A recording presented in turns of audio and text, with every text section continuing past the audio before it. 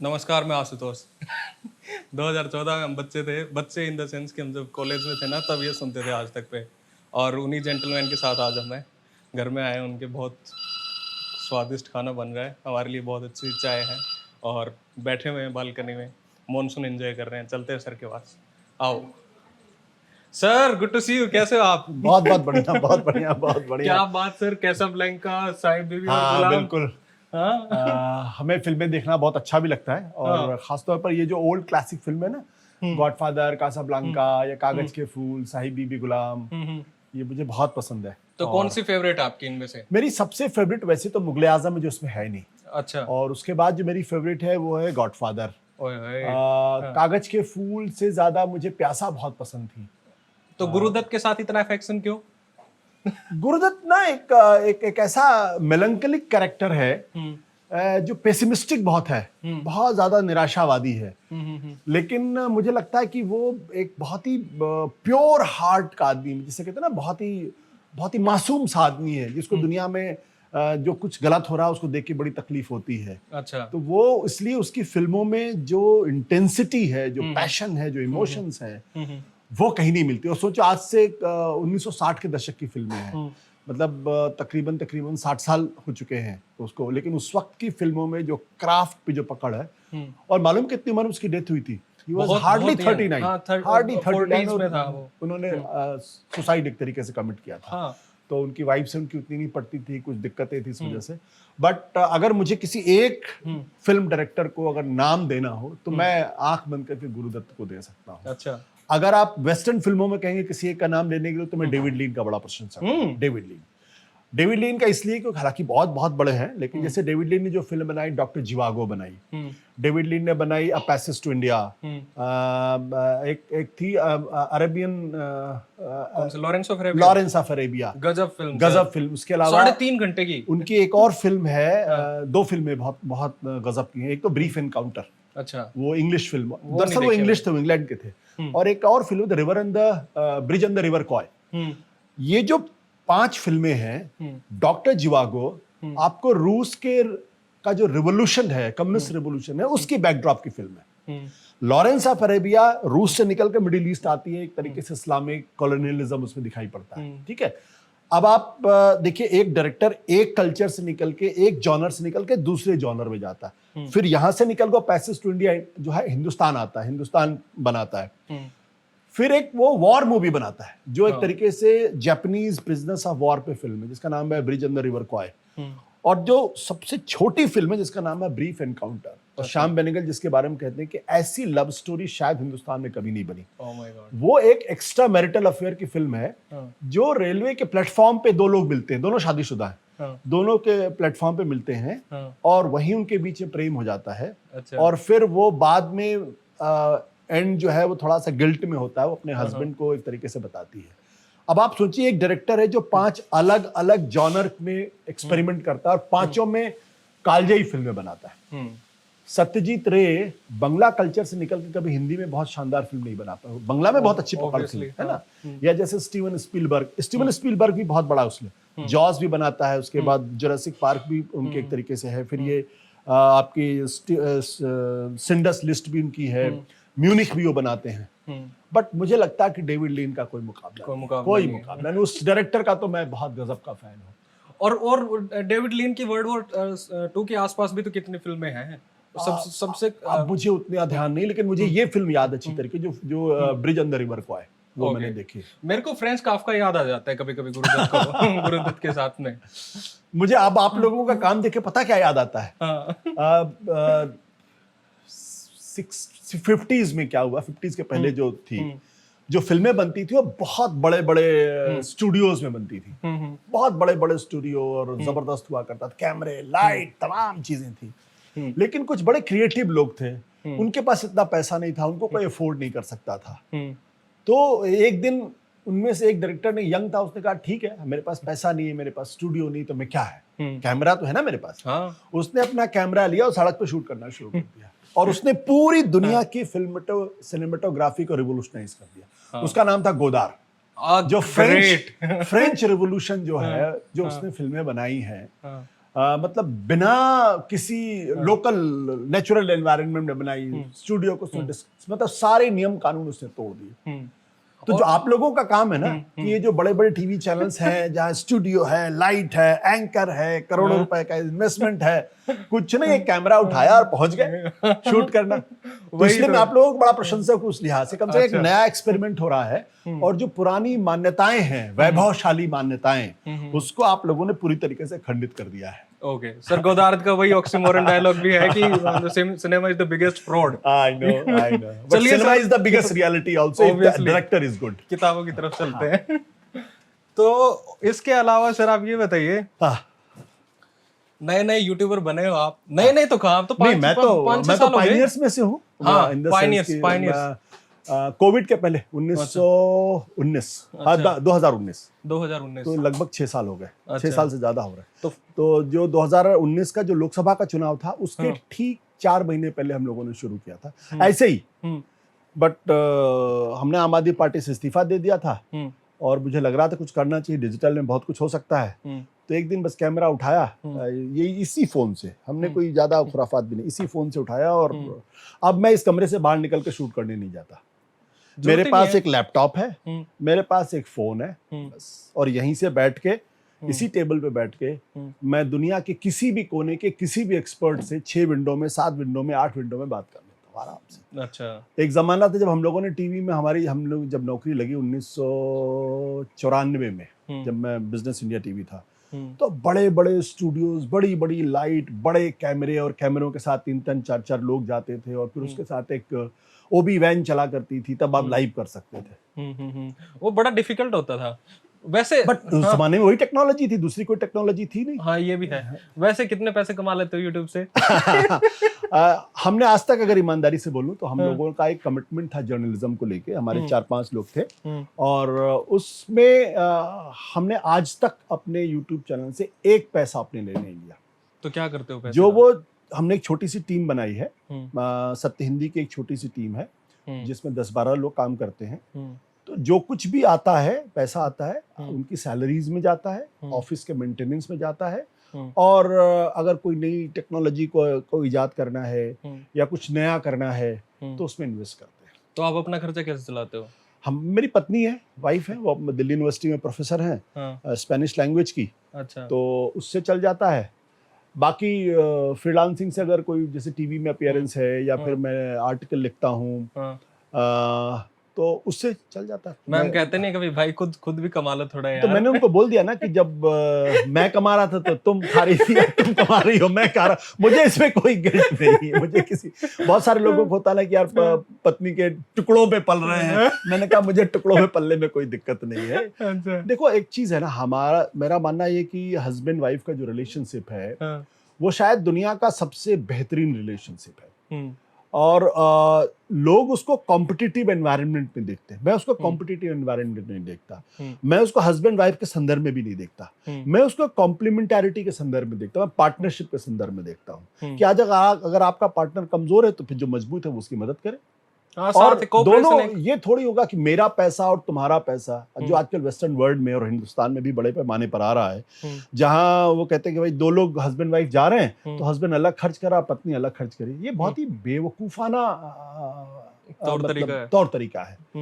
अब एक नई संस्कृति पैदा हो रही है, लेकिन मुझे लगता है कि अगर आप हस्बैंड वाइफ में वाकई में एक रागात्मक रिश्ता है, एक ऑर्गेनिक रिलेशनशिप है, तो फिर मेरा तुम्हारा नहीं होता उसमें। हाँ वो तो कबीर वाली बात है कि मैं हो जाऊं या रूमी वाली बात है। बिल्कुल, मेरा आई एंड मी या फिर मी एंड अदर, वो नहीं होना चाहिए। अगर होगा तो फिर वो रिलेशनशिप में दम नहीं होगा।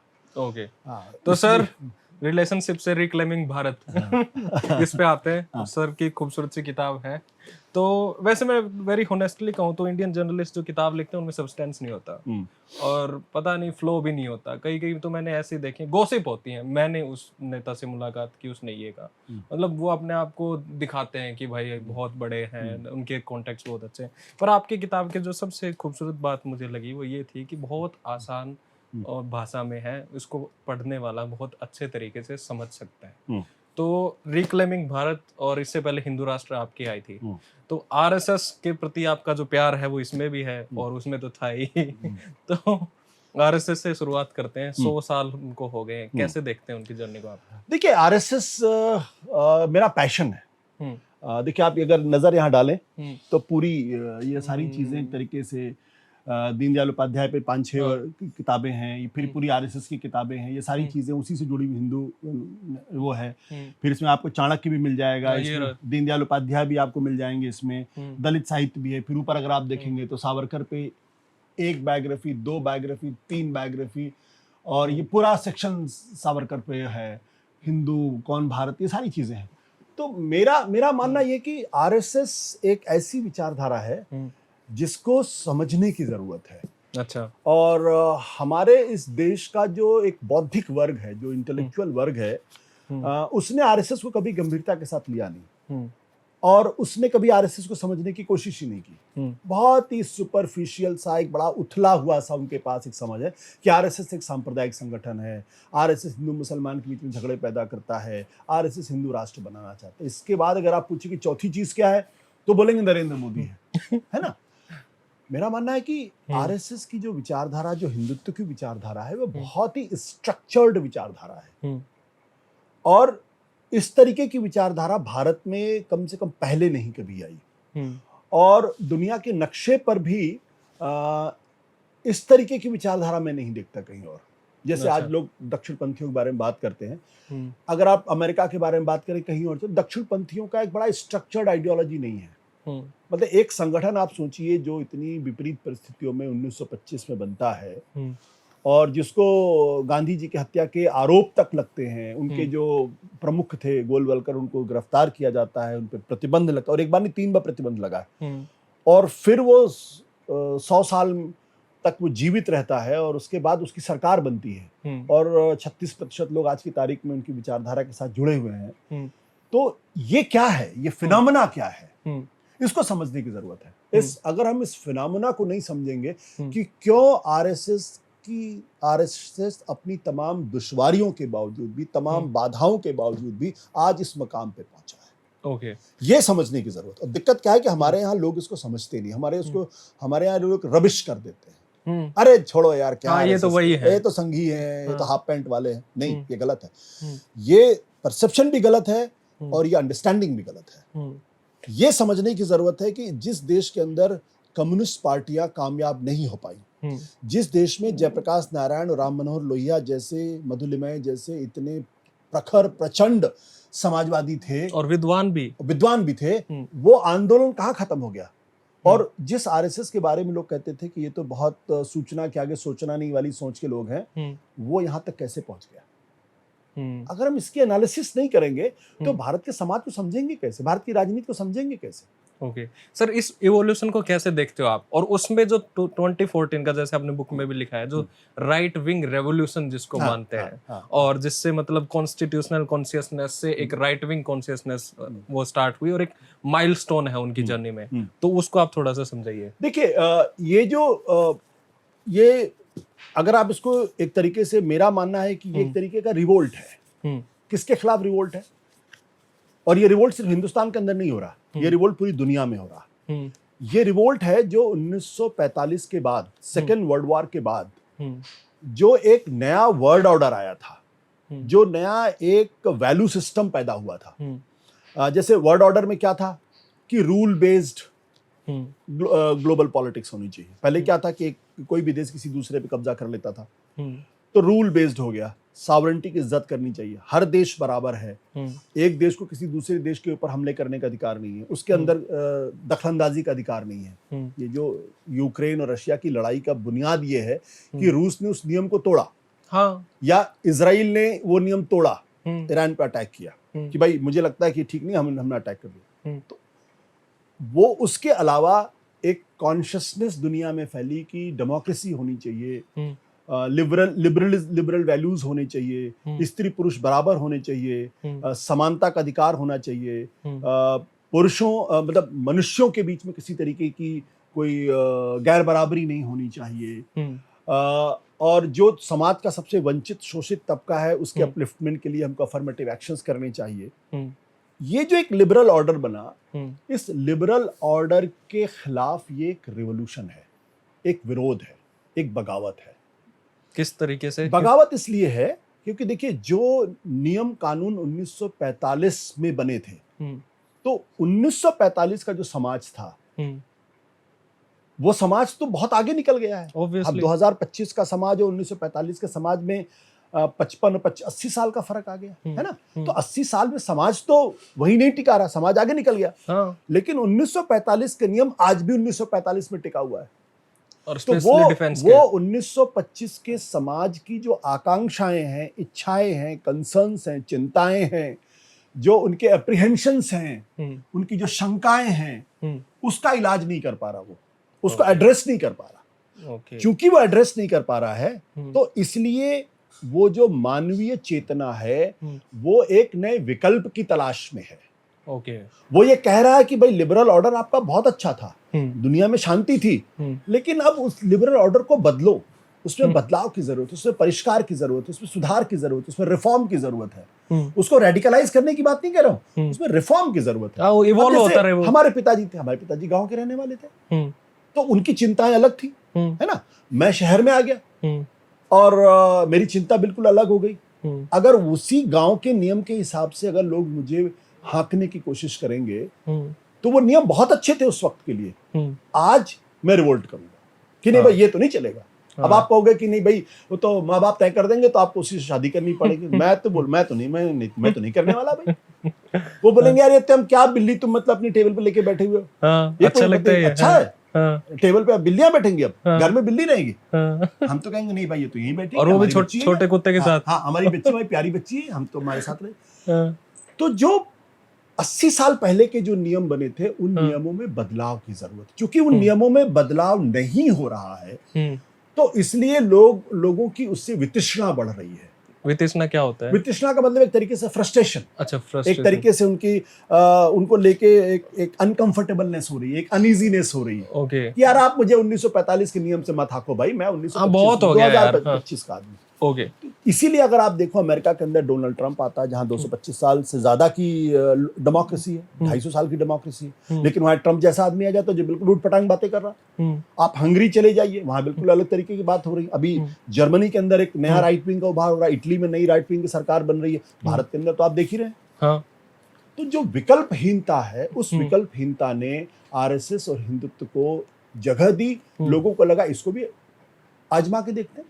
ओके सर, इसमें एक बड़ा सिंपल सा क्वेश्चन है कि जैसे हिंदू राष्ट्र की बात होती है तो हिंदू राष्ट्र की जब आरएसएस बात करता है तो उनके पास भी कोई एक पर्टिकुलर डेफिनेशन नहीं है, एक वेग सा आइडिया है, कोई एक नोमेनक्लेचर नहीं है, या फिर एक कोई पर्टिकुलर ऐसा कोई मतलब परिभाषा नहीं है, या उसको वो जब बताते हैं तो इस तरीके से बताते हैं एक सिविलाइजेशनल चेंज।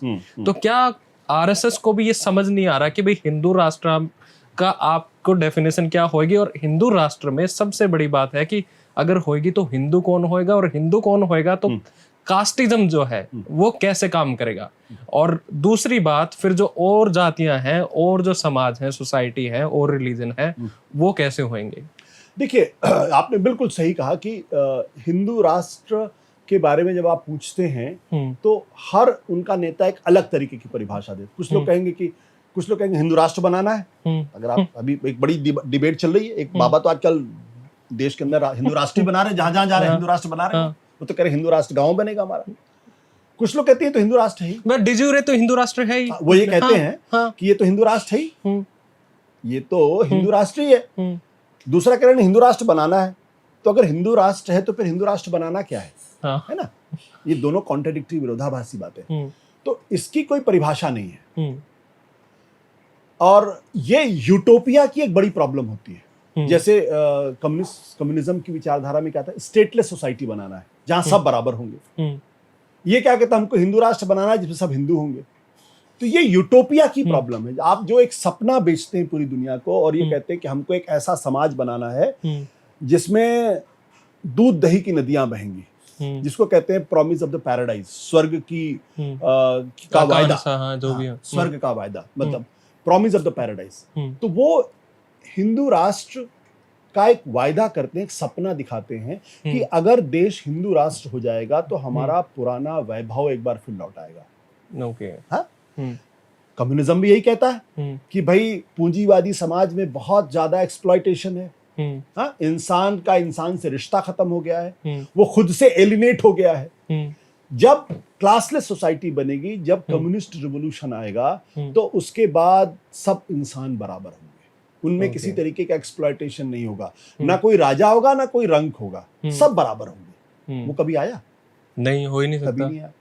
हिटलर ने भी इसी तरीके से कहा था कि जर्मन रेस दुनिया की सबसे अच्छी रेस है और हम सब दुनिया की सबसे अच्छी रेस बन के दिखा देंगे। तो ये जो विचारधारा है, ये विचारधारा की अपनी स्वभावजनित कमजोरियां, ये दिक्कतें हैं। ओके। अब जो हिंदू राष्ट्र को लेके जो यहाँ की अवधारणा है, वो कि एक तरीके के हिंदुओं का शासन होना चाहिए। इसीलिए संविधान बदलाव की बात करते हैं। वो कहते हैं कि जो भारत का जो संविधान है, दरअसल ये इसमें भारत की आत्मा नहीं है। अच्छा। ये कहते हैं इसमें भारत की आत्मा नहीं। जब संविधान 26 नवंबर 1950 को जब अडॉप्ट किया गया, तो गोलवलकर ने और उनके लोगों ने, ऑर्गेनाइजर जो उनकी मैगजीन थी, उसमें लिखा कि इसमें भारत की आत्मा नहीं। सावरकर ने भी यही बात की थी। उन्होंने ये भी कहा था कि हमारा जो तिरंगा है ये तो अपशकुन है, क्योंकि इसमें 3 रंग है। तो वो एक हिंदू राष्ट्र बनाना चाहते हैं जिसमें हिंदुओं की प्रधानता हो और हिंदुओं का वर्चस्व हो। और बाकी सारे जो धर्म हैं वो द्वयम दर्जे के थे। ये तो गोलवलकर ने अपनी किताब में भी लिखा है कि अगर मुसलमानों को रहना है तो फिर उनको सेकंड ग्रेड सिटीजन बनना होगा और उनके अपने कोई सिविल राइट्स नहीं होंगे और वो हिंदुओं की मर्जी पर रहेंगे। रहना तो रहे, नहीं रहना तो जाओ, लेकिन रहेगा तो हिंदू यहाँ पे। तो ये मोटी मोटी अवधारणा उनकी हिंदू राष्ट्र की है। और जो मौजूदा संविधान है वो उस हिंदू राष्ट्र की अवधारणा को या फिर धर्म आधारित अवधारणा को अस्वीकार करता है, को रिजेक्ट कर दिया। सर, इसी में डीप जाए तो 2-3 चीजें हैं। जैसे एक डेफिनेशन नहीं मिल रही, तो आरएसएस और ये राइट विंग के लोग का ये भी होता है कि जब वो हिंदुइज्म को डिफाइन करते हैं तो वो डिफाइन करते हैं किसी दूसरे रिलीजन को देख के, कि भाई मुस्लिम ऐसे हैं, हम उनके खिलाफ ऐसे हैं। तो क्या उनका हिंदू राष्ट्र का फॉर्मूला वही है जो नेहरू और कॉन्स्टिट्यूशन के अगेंस्ट है? दूसरा, इसके अलावा जब हिंदू राष्ट्र की हम बात करते हैं तो जैसे मैंने कास्ट की बात करी, तो क्या वो एक ब्राह्मणिकल ऑर्डर का राज होगा? क्या वहां पे दलित और वो सोसाइटी है वो उनका उसी तरीके से होगा जो पहले रहते आए हैं? जैसे अंबेडकर ने भी कहा है कि Hindu raj would be a calamity to the nation. तो इसमें और डीप आप थोड़ा सा बताइए। अब जैसे आपने भी एक गलती की। अच्छा, है ना? सॉरी, गलती इसलिए नहीं, सब लोग ये गलती करते हैं। हाँ, वो हिंदुत्व को हाँ, हिंदू इज्म से जोड़ देते, हिंदू से जोड़ देते। अच्छा, हिंदुत्व और हिंदू धर्म में जमीन आसमान का फर्क है। हिंदुत्व एक विचारधारा है जो हिंदू धर्म का इस्तेमाल करती है। हिंदुत्व एक पॉलिटिकल आइडियोलॉजी है। हिंदू धर्म एक जीवन पद्धति है, हमारे और आपके जीवन जीने का तरीका है।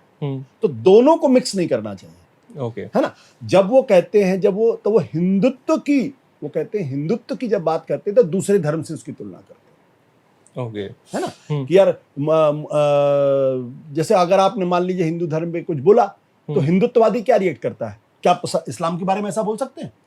क्या पैगंबर के बारे में ऐसा बोल सकते हैं? क्या पाकिस्तान में ऐसा बोल सकते हैं? मंदिर यहां नहीं बनेगा तो क्या पाकिस्तान में बनेगा? हम उसको देख के डिफाइन कर रहे हैं। ये हिंदुत्ववादी सोच है, ये हिंदू सोच नहीं है। ओके, मेरे पिताजी तो कभी नहीं कहते वो हिंदू है और वो पक्के कर्मकांडी हैं, धर्म को मानने वाले हैं। मेरी माँ, मेरे पिताजी जब यहाँ आते हैं तो सुबह 5 बजे उठते हैं, उसके बाद स्नान करते हैं और हमारे अपार्टमेंट में मंदिर है, वहां जाके पूजा करते हैं। अच्छा है। वो तो कभी नहीं कहते यार मैं जब कुछ बोलता हूँ तो सारी विरोधी पार्टियों के लोग कहते हैं कि तुम पाकिस्तान चले जाओ, तुम तो पाकिस्तान पर। मेरे पिताजी ने तो कभी नहीं कहा कि तुम पाकिस्तान पर हो। तो मेरे पिताजी हिंदू हैं, वो हिंदुत्ववादी नहीं है। ओके, ये फर्क करना पड़ेगा। तो हिंदुत्व एक पॉलिटिकल आइडियोलॉजी है जो हिंदू धर्म का इस्तेमाल करके सत्ता लेना चाहती है और हिंदू राष्ट्र बनाना चाहती है। ओके, और हिंदू राष्ट्र एक पॉलिटिकल कॉन्सेप्ट है। जैसे रेडिकल इस्लाम, जो रेडिकल इस्लाम है, अब जैसे ईरान में क्या हो रहा, ईरान में जब वहां शाह रजा पहलवी की सरकार थी तो उन्होंने बोला नहीं ये तो भी इस्लाम के खिलाफ सरकार है।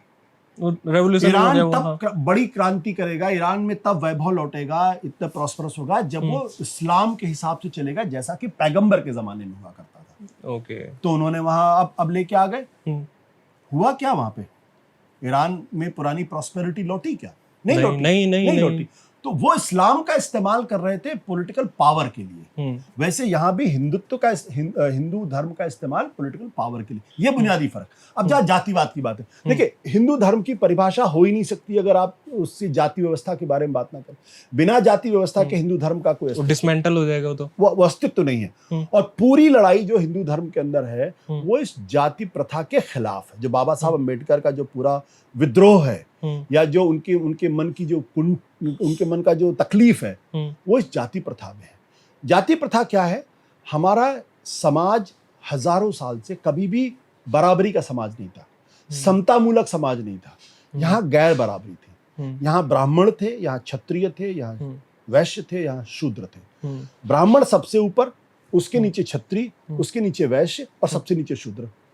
तो ये बराबरी का तो नहीं हुआ ना। बराबरी तो ऐसे होती कि ब्राह्मण, क्षत्रिय, वैश्य, शूद्र, ये तो बराबरी हो गई, चारों बराबर है। जब हायरार्किकल ऑर्डर है तो बराबरी तो नहीं हुई।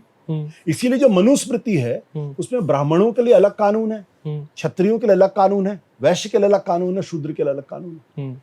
तो हिंदू समाज कभी भी एक तरीके से कह सकते हैं कि बराबरी का समाज नहीं था, इसमें गैर बराबरी। इसीलिए बाबा साहब अम्बेडकर ने कहा ग्रेडेड इनइक्वालिटी। और ब्राह्मणों के अंदर भी हायरार्की है, नीचे वालों में भी है। हाँ, नीचे वालों में भी है, ब्राह्मणों में भी है। ये कानकुब जो है, ये सर्वोपारी है। कानकुब सर्वोपारी में शादी नहीं होती, अच्छा है ना। वहां भी अब तो खैर होने लगी है, बट वहां भी ये होता कि भैया कानकुब की लड़की तो कानकुब का लड़का मिल जाए तो अच्छा रहेगा। मैं तो नाम ही पहली बार सुना है, ये कौन से ब्राह्मण? ये जो नंबूद्रिपाद जो है ये भी ब्राह्मण, अब केरला के ब्राह्मण है। अरे वो तो करते ही नहीं थे, वो तो सबसे ज्यादा था नंबूद्रिपाद और उन सब में तो गोवा के सारस्वत ब्राह्मण। तो इसलिए जब भारत का संविधान बना तो वो अपने आप में एक मूक क्रांति थी, बिना बोले कि हजारों साल से जो समाज गैर बराबरी पे चल रहा था उसको कह दिया गया कि अब ये समाज बराबरी पे चलेगा। जहां ब्राह्मण हो, क्षत्रिय हो, शूद्र हो, सब बराबर, सब एक ही कानून से उनके प्रति एक ही कानून सब पे लागू होगा। सबको एक ही वोट, सबका वोट का अधिकार एक होगा। ऐसा नहीं होगा कि ब्राह्मण ने कोई अपराध किया तो सुप्रीम कोर्ट और अदालतें कहेंगी जी आपके लिए कानून अलग है, शूद्र के लिए कानून है। बोला नहीं, आप ब्राह्मण और छत्तीस से कोई फर्क नहीं पड़ता। आप मुकेश अंबानी हो या मुकेश अंबानी के घर में चपरासी हो, कानून सबके लिए बराबर है। मर्डर किया है तो फिर दोनों के एक ही सजा मिलेगी, अलग सजा नहीं मिलेगी। ये जो बराबरी का सिद्धांत लाया गया ना, ये भारत की सभ्यता का सबसे बड़ी क्रांति है। इससे बड़ी क्रांति नहीं हुई, लेकिन इसकी मार्केटिंग नहीं की गई। तो जो दलितों को इससे एक नया एक नई जिसे कहते हैं आकांक्षा जगी उनके अंदर। वैसे सर जैसे चैप्टर 2 में आप स्टार्ट करते हो तो आप अंबेडकर का कोट करते हो कॉन्स्टिट्यूशन के ऊपर में कि अच्छा कॉन्स्टिट्यूशन तो मतलब बुरे लोग भी उसको बुरा बना देंगे, अच्छा है तो उसको मतलब बुरे लोग हैं तो उसको भी अच्छा बना सकते हैं। तो कॉन्स्टिट्यूशन के ऊपर भी एक लड़ाई चल रही है। जैसे दत्तात्रेय भोसले जी ने कहा कि भाई सेकुलरिज्म और एक क्या था वो सोशलिज्म दो ये मतलब हम हटा देने चाहिए। तो इसमें एक और चीज एलिमेंट ऐड कर दूं, क्या नेहरू और गांधी का जो कॉन्स्टिट्यूशन और जो सेकुलर थॉट है उसके भी आरएसएस और बीजेपी अगेंस्ट है? दो क्वेश्चन हो गया है। पूरी तरीके से उनके खिलाफ है, पूरी उन्हें, इसीलिए उन्होंने भारत का संविधान कभी स्वीकार नहीं किया। अब क्योंकि आप चुनाव लड़ रहे हैं और भारत का संविधान अगर आप स्वीकार नहीं करेंगे तो जो उस भारत के संविधान की वजह से जो दलितों पिछड़ों को जो बराबरी का हक मिला है वो फिर आपके खिलाफ चले जाएंगे। बोले आप तो संविधान बदलना चाहते हो, आप पुरानी व्यवस्था लाना चाहते हो, तो हम तो पुरानी व्यवस्था में नहीं जाना चाहते क्योंकि उसमें तो हमें इंसान नहीं समझा गया। तो भारत के संविधान ने दलितों पिछड़ों को जो आवाज दी, जो एक चेतना दी, उस चेतना के खिलाफ जाने की हिम्मत इलेक्टोरल पॉलिटिक्स में नहीं है। कल अगर डिक्टेटरशिप हो जाएगी तो बात अलग है, क्योंकि आपको चुनाव जीतना है तो दलितों का भी वोट चाहिए और पिछड़ों का भी वोट चाहिए, तो आप उनको नाराज करके नहीं जा सकते। इसीलिए एक विचारधारा आरएसएस जो भारत के संविधान को नहीं मानती, अच्छा बिल्कुल नहीं मानती, मैं डंके की चोट पर कहता हूं, उसको 2024 के लोकसभा के चुनाव में कहना पड़ा, मोदी जी को कहना पड़ा अगर बाबा साहब अंबेडकर भी आ जाएं तो संविधान नहीं बदल सकते। तो जो इलेक्टोरल कंपल्सन की वजह से जो आइडियोलॉजिकल जिसे कहते हैं विचारधारा में एडजस्टमेंट करना पड़ा, इसीलिए वो अब कहते हैं कास्ट सेंसस पे तैयार हो गए। वो कास्ट संस्कृति के कभी तैयार। तो जो गांधी नेहरू, मैं सिर्फ गांधी नेहरू की बात नहीं करता, जो भारत का संविधान था उसमें तो भारत की जो तमाम उस वक्त की प्रबुद्ध चेतना थी, उसमें बाबा साहब अम्बेडकर भी थे, उसमें गांधी जी भी थे, उसमें जवाहरलाल नेहरू थे, उसमें सरदार पटेल थे, डॉक्टर राजेंद्र प्रसाद थे, तो बहुत ही प्रखर लोग थे उसमें, है ना, या मौलाना आजाद थे। उन सब की जो सामूहिक चेतना का रिफ्लेक्शन इस कॉन्स्टिट्यूशन में है, जिन्होंने ये तय किया कि अगर भारत को आगे जाना है तो पुरानी व्यवस्था तोड़नी पड़ेगी, जाति पात के आधार पर समाज का निर्धारण नहीं हो सकता है, और भारत को एक फॉरवर्ड लुकिंग कंट्री होना पड़ेगा, आप अतीत में नहीं रह सकते। तो नेहरू जी ने साइंटिफिक टेम्पर की बात की, बराबरी की, और यह भी कहा कि जो हजारों साल से दबे थे, कुचले थे, वंचित थे, उनको स्पेशल प्रिविलेजेस देने पड़ेंगे, तब तो वो आगे बढ़ पाएंगे। अब एक लड़का जो ऑलरेडी जिसके हाथ पैर पूरी तरीके से मजबूत हैं, अब उससे कह रहे हो बेचारा कमजोर लड़का जो एकदम हाथ पैर बहुत ढीले डाले, कमजोर सा है, कि दोनों बराबर दौड़ेंगे, तो बेचारा कमजोर लड़का कैसे हिस्टपुस्ट लड़के के बराबर नहीं कर पाएगा ना। तो दलित पिछड़े तो वही है हमारे समाज के। आज भी देखिए अपर कास्ट कितना 14% के आसपास होंगे, 15% के आसपास होंगे, लेकिन सारी सरकारी नौकरियों में, सारे जुडिशरी के अंदर, सब जगह उन्हीं 14-15% लोगों की बहुतायत है। दलित पिछड़े तो बहुत कम है, क्योंकि वो compete नहीं कर पाते, क्योंकि वो कमजोर है, तो उनको स्पेशल प्रिविलेजेस देने पड़ेंगे, उनके लिए अलग से अवसर निकालने पड़ेंगे। इसीलिए आरक्षण की बात की गई, इसीलिए मंडल कमीशन लाया गया। अब जब ये लाते हैं तो कहते हैं आप मेरिट की बात नहीं करते। अरे भाई, आपने उनको पढ़ने नहीं दिया। आप कहते हो मैं बोलूं कि यार इस लड़के में तो मेरिट नहीं है, या इनमें तो मेरिट नहीं है, और आपने क्या किया है, आप कह रहे हैं ये दोनों पढ़ेंगे नहीं, क्योंकि अगर वेद और उपनिषद पढ़ लेंगे तो इनके कान में पारा डाल देंगे। तो पढ़ने आपने नहीं दिया, और फिर कह रहे हो यार तुम अब एग्जाम आ रहा, अब तुम तैयारी कर लो, तुम जो परीक्षा दो, कैसे हो पाएगा। सर इसमें दो क्वेश्चन है, एक तो थोड़ा सा इंटेलेक्चुअल टाइप क्वेश्चन, और एक सिंपल पूछ लेता हूँ। तो दलित भारतीय जनता पार्टी को वोट क्यों देता है, अगर ये है तो? बिल्कुल आसान सवाल। बहुत बढ़िया सवाल आपका है। देखिए, समाज के अंदर जो है ना, समाज एक तरीके से नहीं चलता। समाज में 140 करोड़ का समाज है। इस समाज में भी जो विकल्पहीनता की मैंने बात की थी, उनको भी लगा यार कांग्रेस पार्टी तो कुछ दे नहीं रही है, ये पिछले 75 साल से सरकार में, 70 साल सरकार के अंदर न रोजगार है, और भ्रष्टाचार अलग से है ना। तो उन्होंने कहा चलो बीजेपी को आजमा के देख लेते हैं। तो बीजेपी को आजमा रहे। अब हर व्यक्ति को तो आरएसएस की जो मूल चेतना है उसके बारे में जानकारी नहीं है, दलितों में भी ऐसा तबका, लेकिन अब दलितों में एक बड़ा मिडिल क्लास पैदा हो रहा है, जो पढ़ा लिख रहा है, जो नौकरियों में जा रहा है, वो बाबा साहब अम्बेडकर को पढ़ता है, वो आरएसएस के लिटरेचर को पढ़ता है और अपनी राय बनाता है। तो जब 2014 में बीजेपी की सरकार आई तो दलितों पिछड़ों ने बड़ी संख्या में बीजेपी को वोट दिया, 2019 में भी बड़ी संख्या में वोट दिया। लेकिन जब 2024 के चुनाव में जब संविधान बदलाव की बात आ गई कि हमको 400 सीटें मिलेंगी, तुम संविधान बदल देंगे, तब उनको एक झटका लगा। उन्होंने कहा इसलिए तो मैंने नहीं बीजेपी को वोट दिया था कि संविधान बदल देंगे, क्योंकि संविधान बदलने का जो अर्थ है वो दलितों ने, पिछड़ों ने पाया कि ये मेरी आइडेंटिटी है, मैं आज खुलकर बोल पाता हूं, मैं बराबरी का दर्जा क्लेम कर पाता हूं, मेरे साथ अन्याय उस तरीके से नहीं होता जैसे पहले होता है। वो इसलिए क्योंकि ये संविधान मुझे मेरा प्रोटेक्शन करता है। पर क्या वो कांग्रेस का प्रोपेगेंडा नहीं था? क्या सच में ऐसा नहीं? देखिए, एक एजेंडा मान लो, अगर प्रोपेगेंडा। अब आप ये समझो कि आप राजनीतिक दल हो, चुनाव लड़ना है, तो आप अपनी बात कहोगे, वो अपनी बात कहेंगे।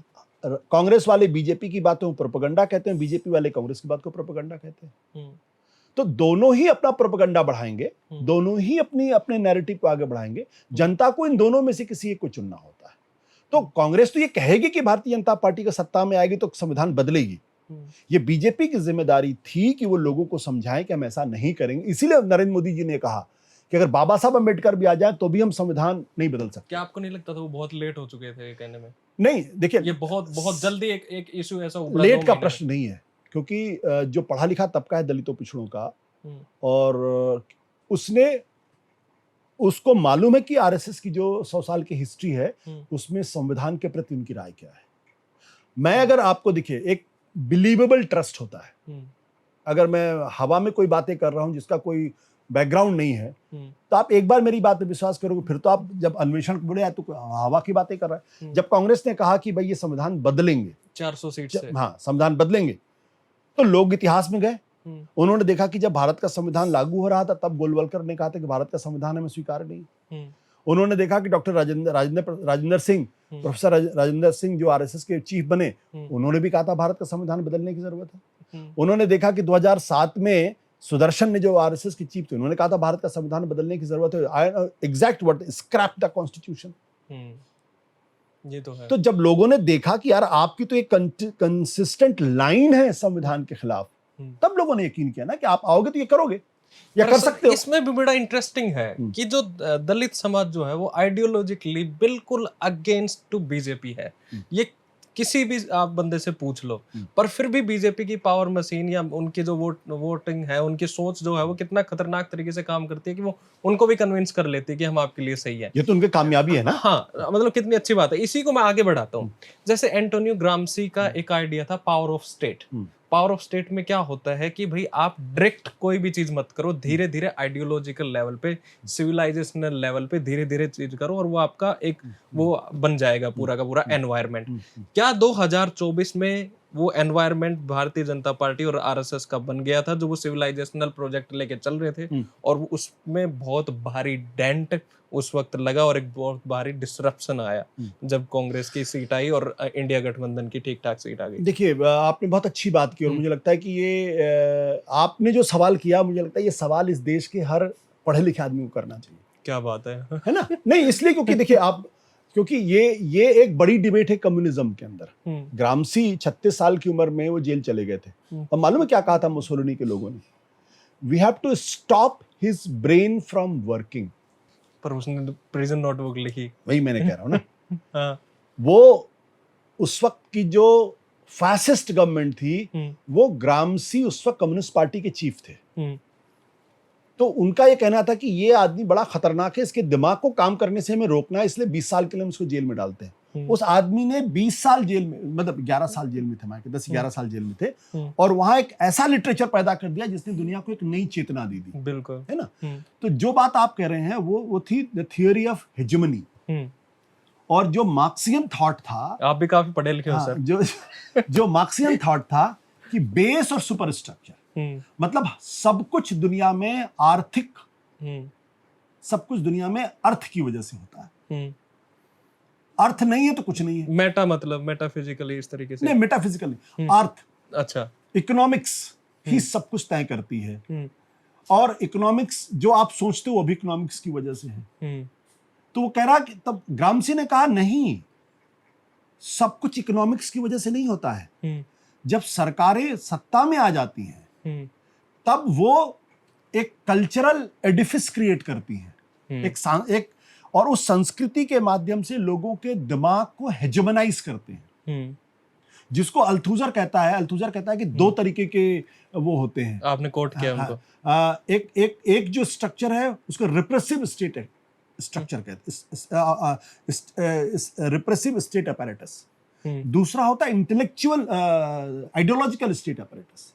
ये आइडियोलॉजिकल स्टेट अपैरेटस जो अल्थुजर जो कहते हैं, ग्राम्सी ने उसकी वो पहली बार इशारा किया। उन्होंने कहा कि संस्कृति के स्तर पर जो चर्च हैं, जो एजुकेशन है, और ये अलग तरीके की अलग संस्थाएं हैं, ये दरअसल उस विचारधारा को आगे बढ़ाती हैं जो सरकारें चाहती हैं। तो वो धीरे धीरे लोगों का मानस वैसा बना देती है जैसा कि सरकार चाहती है ना? और उसी हिसाब से इसीलिए वो कहते हैं कि जब हम कहते हैं नंबर्स की बात करते हैं कि democracy is a game of numbers, सब बराबर है, तो कहता नहीं, democracy is not a game of numbers. हर आदमी बराबर नहीं है उसमें, क्योंकि democracy is also a game of manufacturing consent. तो ये मैन्युफैक्चरिंग कंसेंट कैसे होता है? ये मैन्युफैक्चरिंग कंसेंट होता है मीडिया के जरिए, नोम चॉम्स्की वाला। हाँ, ये मीडिया के जरिए, धर्म के जरिए, सामाजिक संस्थाओं के जरिए, जो चुपचाप आपको, आपके दिमाग को बदल रही हैं, लगातार आपका ब्रेन चेंज कर रही हैं, और आपको पता नहीं चल रहा है, और आप वही भाषा बोलने लगते हो जो सरकार आपसे चाहती है। अब इस पूरे मॉडल को, जो ग्राम्सी का मॉडल था, जो अल्थुजर का मॉडल था, उसको उठा के आप भारत में ला दीजिए। अब मैं आपसे एक सवाल पूछता हूं, 2014 के पहले जो मीडिया था और आज का मीडिया, रात दिन का फर्क है। रात दिन का फर्क है। क्या ये मीडिया वही भाषा नहीं बोलता है जो सरकार बोलती है? बिल्कुल। क्या तमाम जो संस्थाएं हैं वही भाषा नहीं बोल रहे हैं जो सरकार चाहती है। डिटो। और चूंकि सुबह से शाम तक वो बम्बार्डमेंट हो रहा है, इसलिए हमारे बीच में बहुत सारे पढ़े लिखे प्रबुद्ध लोग भी जाने अनजाने, चाहे अनचाहे, उस वो जो कल्चरल हेजेमनी है उसके गुलाम हो गए हैं, और वो वही भाषा बोल रहे हैं जो दरअसल सरकार चाहती है। तो वो 2000 बहुत ज्यादा उपलब्धियों के बावजूद न होने के बावजूद 2019 भी जीत जाती है, और 2024 में भी 240 सीट लेके आती है। बिल्कुल। 2024 में जो बदलाव आया वो ये कि उस हेजेमनी को कांग्रेस पार्टी और राहुल गांधी ने और इंडिया गठबंधन ने ओपनली चैलेंज किया। अच्छा। और क्योंकि तब तक उनको समझ में आ गया कि ये जो खतरा है या ये जो नैरेटिव है, इसको अलग तरीके से हैंडल करना पड़ेगा। तो दो चीजें की राहुल गांधी ने। एक, क्या कास्ट सेंसस के उठा के लेके आ गए। कास्ट सेंसस का मतलब सिर्फ कास्ट सेंसस नहीं है। कास्ट सेंसस का मतलब यह कि हिंदुस्तान में जो 70% हिंदुओं की आबादी, दलितों और पिछड़ों की चेतना के साथ जुड़ना, कि देखो अगर कास्ट सेंसस हो जाएगा तो तुमको भी बराबरी का दर्जा मिलेगा और तुम्हें भी नौकरी मिलेगी। ये कास्ट सेंसस का मतलब जो सामाजिक न्याय की लड़ाई है। ठीक है, संविधान बदलो, तो दलितों को भी जोड़ने की कोशिश की, अगर संविधान बदला तो जो आइडियोलॉजिकल लड़ाई, जो आइडियोलॉजिकल हेजेमनाइजेशन का जो प्रोसेस बीजेपी आरएसएस कर रही थी, उसको काउंटर करने के लिए राहुल गांधी, खासतौर पर राहुल गांधी ने एक पैरेलल आइडियोलॉजिकल प्रोसेस शुरू किया, और उसमें उनको 2024 के चुनाव में कामयाबी भी काफी हद तक मिली। बीजेपी इस चैलेंज को समझ नहीं पाई। अच्छा। और बीजेपी बार बार कहती रही, जब तक समझते तब तक काफी देर हो चुकी थी। तब तक राहुल गांधी किताब लेके लोगों को चले भाई इसको तो बदलने वाले हैं, सिंबलिज्म था। तो जो आपने ग्रामसी की बात की ना, तो ये लड़ाई सिर्फ पॉलिटिकल लड़ाई नहीं है, ये लड़ाई आपके सोच को बदलने की भी लड़ाई है। अच्छा। तो ये जब तक आप इस लेवल पे जाके विपक्ष काउंटर नहीं करेगा, तब तक बीजेपी जैसी सरकार को आप नहीं परास्त कर सकते। क्यों? क्योंकि अब जो इसके 2014 के पहले की जो सरकार थी, वो आइडियोलॉजिकल गवर्नमेंट नहीं थी। अभी भी ये पूरी तरीके से आइडियोलॉजिकल गवर्नमेंट नहीं है। तो लेकिन विचारधारात्मक राज्य बन रहा है काफी हद तक। तो विचारधारात्मक आइडियोलॉजिकल स्टेट में हर व्यक्ति को विचारधारा के अभीष्ट यानी यूटोपिया के लिए काम करना पड़ेगा, और जो उसके लिए काम नहीं करेगा वो उस सिस्टम से बाहर हो जाएगा, या उसको शत्रु घोषित करके उसका पराभव कर दिया जाएगा। सर रिसेंटली आपने एक ट्वीट किया था आइडियोलॉजी के ऊपर, और किसी को आपने कोट किया था, इसी को किया था, जो फ्रेंच वाले को। अल्थुजर नहीं, वो फ्रेंच, अल्थुजर वाज फ्रेंच, वो इटालियन था। हाँ सॉरी। तो ग्रामसी वाज इटालियन। नहीं, ग्रामसी इटालियन था। मैंने जो ट्वीट किया था वो अल्थुजर का था। तो उसमें आप क्या बता रहे थे कि आइडियोलॉजी को जो मानने वाले जो लोग होते हैं वो एक तरीके से स्लेव हो जाते हैं। हाँ। पर सर आप एक चीज बताइए, एक मैं इसको थोड़ा सा आउट ऑफ कॉन्टेक्स्ट बताता हूँ कि जैसे रिलीजियस साइंटिस्ट ने एक बात कही है कि कई लोग अपने आप को एथीस्ट कहते हैं, ऐसा नहीं है। हमारे अंदर एक फेथ इंस्टिंक्ट होता है दिमाग में।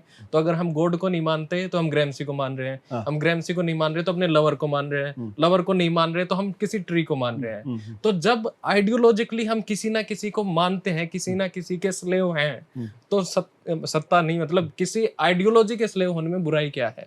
नहीं, बिल्कुल बुराई नहीं है, लेकिन मैं उस आइडियोलॉजी की प्रोसेस और मैकेनिज्म की बात कर रहा हूं, और ये बताने की कोशिश कर रहा हूं कि 2014 के पहले जो सरकार थी और 2014 के बाद की जो सरकार है, उसमें बुनियादी फर्क क्या है।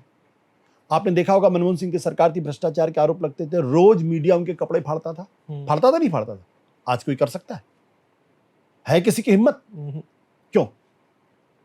क्योंकि स्टेट को यह बात समझ में आ गई, सरकार को यह बात समझ में आ गई है कि हमें ये जो लोगों का जो mind, we have to capture the mind space of the people if we have to continue in the power. Okay, consistency के लिए। हाँ। और इसके लिए एक ऐसा प्रोपेगेंडा करो कि लोगों का इनवॉलंटरी रिफ्लेक्स वही हो जाए जो हम चाहते हैं, मतलब आपको पता भी ना चले। आप समझ रहे हैं क्या बात है? हाँ, या एक एम्बियंस ऐसा पैदा कर दो कि हमारे को पता भी नहीं चले कि हमारी सोच बदल चुकी है। सोच बदल चुकी है, और वही बात कह रहे हैं जो सरकार चाहती है। तो हमारे आपके बीच में ऐसे बहुत सारे लोग होंगे जिनकी अचानक आपकी, यार ये तो कुछ और आदमी थी, अचानक कुछ और बोलने लगा है। हमारे अपने 2-4 मित्र ऐसे हैं जो मतलब ऑपरेशन सिंदूर हुआ तो मुझे ऐसी बातें कि मैंने कहा यार तुम्हारा दिमाग को क्या हो गया, तुम तो यार नहीं, तो वो मुझे एक्यूज करने लगे। प्रश्न क्या है? प्रश्न सिर्फ इतना सा है कि मेरी पूरी कोशिश है कि जो समाज बदला है, जो बदली हुई राजनीति है, इसको गहरे में जाके समझे हम। सर बस इतनी सी मेरी इसी चीज को आइडियोलॉजिकल वर्कर्स पॉलिटिकल पार्टी से जोड़ के देखें तो नहीं, देखिए जो बीजेपी एक आइडियोलॉजिकल पार्टी है, आरएसएस एक आइडियोलॉजिकल ऑर्गेनाइजेशन है, नरेंद्र मोदी की सरकार एक आइडियोलॉजिकल गवर्नमेंट, कम्युनिस्ट भी है, कम्युनिस्ट भी। आप कम्युनिस्ट क्यों बताइए? ये जो रेडिकल इस्लाम वाले लोग हैं, जो ईरान के अंदर हैं, जो आईसिस की बात करते हैं, जो तालिबान करने वाले लोग, ये सब आइडियोलॉजिकल बेस है ना भाई। एक खास उनका मानना है कि खास तरीके से समाज चलना चाहिए। और जैसे तालिबान वाले क्या कहते हैं, हमको शरिया के हिसाब से चलाना है, एक कानून, एक पैरामीटर होने चाहिए। उसमें रिजिडिटी बहुत है। अब जैसे ऐसा नहीं कि हमारा जो 2014 के पहले का जो देश था, उसमें भी एक नेहरूवियन कंसेंसस था, एक कॉन्स्टिट्यूशनल कंसेंसस था कि भाई देश समाज संविधान के हिसाब से चलना चाहिए। अब वो पुरानी बातें छोड़ो, ये कहते नहीं उस हिसाब से नहीं चलना चाहिए जो हिंदू परंपरा रीति रिवाज के हिसाब से चलना चाहिए, हिंदू मानस के हिसाब से चलना चाहिए, चेतना के साथ। तो उन्होंने एक ऐसा कार्डर क्रिएट कर दिया है, एक ऐसा कार्डर क्रिएट कर दिया है जो इनवॉलंटरली उसका रिफ्लेक्स हो गया है हिंदुत्व के हिसाब से सोचने का। कांग्रेस का कार्डर में ये बात नहीं है, उसकी उस तरीके से ट्रेनिंग नहीं है। उनका तो कोई आइडियोलॉजिकल है ही नहीं। स्ट्रेट जैकेट में कौन सी आइडियोलॉजी है? क्या आप बताइए प्लीज। प्रॉब्लम क्या है ना कि जब बीजेपी एक अनुशासित पार्टी है, उसने जब आप पार्टी में शामिल हो रहे थे तो बचपन से आपको उठा के ले आती है, बचपन से आपका दिमाग एक खास तरीके से उसको ब्रेन वॉश करती है, एक खास तरीके का इंसान बनाती है और वो खास तरीके से सोचता है। कांग्रेस में ये बात नहीं है, दूसरी पार्टी में ये बात नहीं है। यहाँ क्या है, आप पार्टी में आ गए, आपको उस तरीके की कोई ट्रेनिंग नहीं मिली, कुछ स्ट्रे आइडियाज हैं जो आपके दिमाग में हैं कि देश ऐसा होना चाहिए, समाज ऐसा होना चाहिए, लेकिन जो अनुशासित तरीके से जो मेहनत करके इंसान गढ़ा गया। इसलिए आप आरएसएस के लोग कहते हैं हम क्या कहते हैं, हम ह्यूमन, हम इंसान, जो शाखा में क्या होता है वो कहते हैं ना, हम तो ह्यूमन डेवलपमेंट एग्जैक्ट वर्ड नहीं, नेशन बिल्डिंग के प्रोसेस में हम यार ये शब्द याद नहीं आ, तो उसका बेसिक मतलब ये है कि आप आरएसएस को एक बड़ी फैक्ट्री मान लीजिए, उस बड़ी फैक्ट्री में एक खास तरीके के इंसानों को बनाया जाता है, बस इतनी। ये कांग्रेस में ऐसा नहीं है। नहीं सर, आप जैसे बात कर रहे हो, कांग्रेस में राइट विंग भी है, लेफ्ट विंग भी है, उसमें समाजवादी भी हैं, उसमें कम्युनिस्ट भी हैं, उसमें आरएसएस के भी लोग भी हैं, वो सारे विचारों का गुलदस्ता है। सर मैं कई बड़े आरएसएस लीडर से मिला हूँ, हालांकि बहुत रेयर होता है उनसे मिलना, तो मुझे एक चीज समझ आती है उनसे मिलने के बाद। वो कहते हैं कि भाई एक टाइम पे क्रिश्चियनिटी ने रूल किया, एक टाइम पे मुस्लिम ने रूल किया, और उनको अभी भी लगता है कि घोड़े दौड़ते हुए आएंगे सेंट्रल एशिया से और दोबारा हमारे को वो कर लेंगे। तो एक वो नहीं होता कि वेंडेटा टाइप्स, एक वो फीलिंग होती है कि भाई रिवेंज टाइप्स, या मैं बड़े स्ट्रॉन्ग शब्दों का इस्तेमाल कर रहा हूँ कि एक बार तो हमारा भी रूल आए हिंदुइज्म का, तो उसमें जब डिजूरे हम एक हिंदू कंट्री है तो हिंदू रूल में दिक्कत क्या है? हालांकि ये आपने इसका जवाब दे दिया है, पर मैं फिर भी और आसान भाषा में मैं कहता हूँ इंसान का शासन होना चाहिए ना। ये हिंदू क्या है, मुसलमान क्या है, क्या है ये यार भाई? जब सर आप तो बहुत आइडियोलॉजिकल ऊपर चले गए। अब आप देखिए, जब मुसलमानों के नाम पे शासन था और जब क्रिश्चियंस के नाम पे शासन था, तो एक अलग तरीके का माहौल था ना, मिडिवल हिस्ट्री थी वो। और आप देख रहे हैं आज मुसलमानों के नाम पे जो शासन किया जा रहा है, वहां क्या हो रहा है? वहां लोगों के गर्दन काट दिए जा रहे हैं। तालिबान में महिलाओं को पढ़ने की कपड़े तो छोड़ दीजिए, पढ़ने की इजाजत नहीं है, स्कूल तबाह किए जा रहे हैं।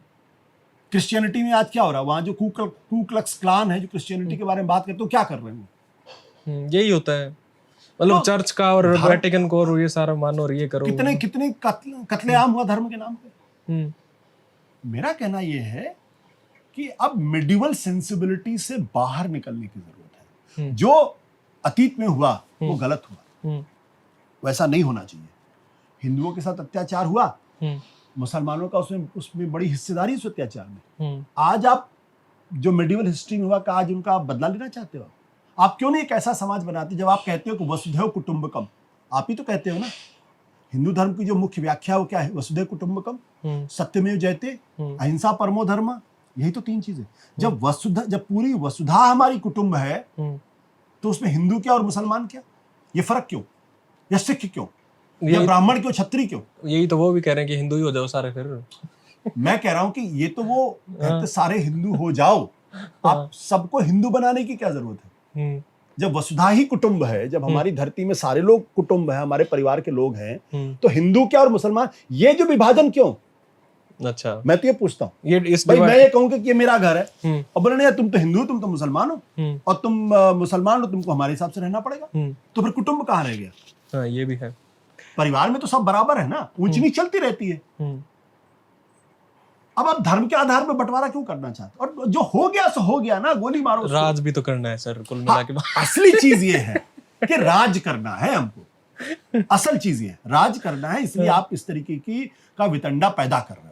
ओके, तो मैं जो कहना चाह रहा हूं कि दुनिया अब 15वीं शताब्दी में क्या हुआ, 14वीं शताब्दी में क्या हुआ, क्या मुसलमानों के एम्पायर में ही बाप ने बेटे का कत्ल किया, बेटे ने बाप का कत्ल किया, हिंदुओं में नहीं किया? नहीं, हम उसको क्यों बराबर देख रहे हैं? मैं कह रहा हूं हम देखने की अशोक ने अपने भाइयों का कत्ल किया था ना, हम्म। और अशोक के पहले अजातशत्रु ने अपने बाप का कत्ल किया था ना, और ग्रेटेस्ट था वो, फिर किया था ना कत्ल। सर एक अब आप उसमें क्यों जाते हो? और आप मान लो मुसलमानों ने किया तो हिंदू को भी वही करना चाहिए? नहीं, अगर एक धर्म के लोग या एक समाज के लोग गलत कर रहे हैं तो हम भी वही करें क्या? आई फॉर आई वाला हो गया वो तो। हम तो एक तरफ हम कहते हैं 5000 पुरानी सभ्यता है, तो 5000 पुरानी सभ्यता आज भी जिंदा है। जो मिडिल ईस्ट में जो सभ्यता थी वो कहां गायब हो गई? कोई नाम जानता है उनका? हम जिंदा रहे 500 साल 1000 साल के मुसलमान और क्रिश्चियन रूल के बावजूद भी। क्यों? क्योंकि हमारे अंदर वो ताकत थी, हमारे ऊपर शासन हुआ, उसके कारण है। लेकिन अगर हमारे अंदर वो आध्यात्मिक ताकत नहीं होती, वो अंदरूनी ताकत नहीं होती, तो हमारा भी वजूद खत्म हो गया होता। तो जो हमारी ताकत है उसको आगे बढ़ाओ ना। आज तो हिंदुओं का ही शासन है। हाँ। राष्ट्रपति आपका हिंदू, प्रधानमंत्री आपका हिंदू, सेना अध्यक्ष आपका हिंदू, जुडिशरी का चीफ आपका हिंदू, और फिर आपको कहते हैं हिंदू खतरे में है यार। हिंदू खतरे में कहां से हो गया भाई, ये मुझे बता दो। तो यहाँ पे जो सारे लोग हिंदू हैं, फिर या तो बड़े कमजोर लोग हैं कि उनके रहते भी हिंदू खतरा, और वो भी तब जब हिंदुओं के सबसे बड़े नेता, सबसे मजबूत नेता, सबसे कर्मठ नेता, उनके रहते हिंदू खतरे में कैसे हो सकते हैं?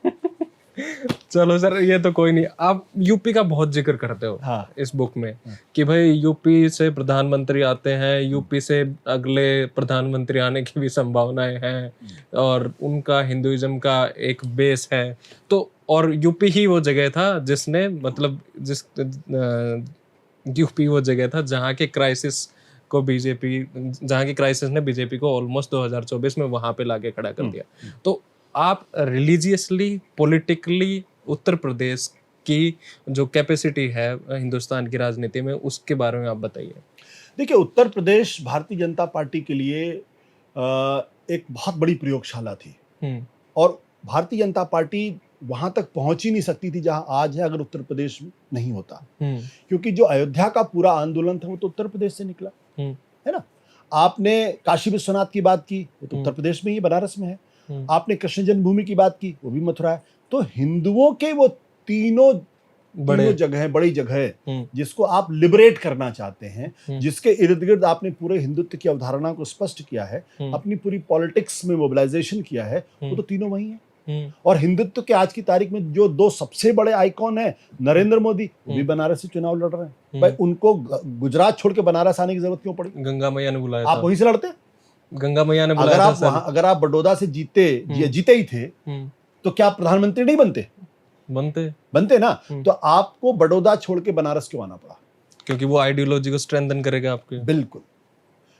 योगी आदित्यनाथ जो दूसरे सबसे बड़े आइकन है, वो गोरखपुर से आते हैं। गोरखपुर क्या है? हिंदुओं का सबसे बड़े पीठों में से एक है। और एक बार ये पूछा गया ओशो से कि हिंदू धर्म के सबसे बड़े 4 आइकॉन्स कौन है, तो उसमें गोरखनाथ का नाम लिया था उन्होंने। जिक्र है।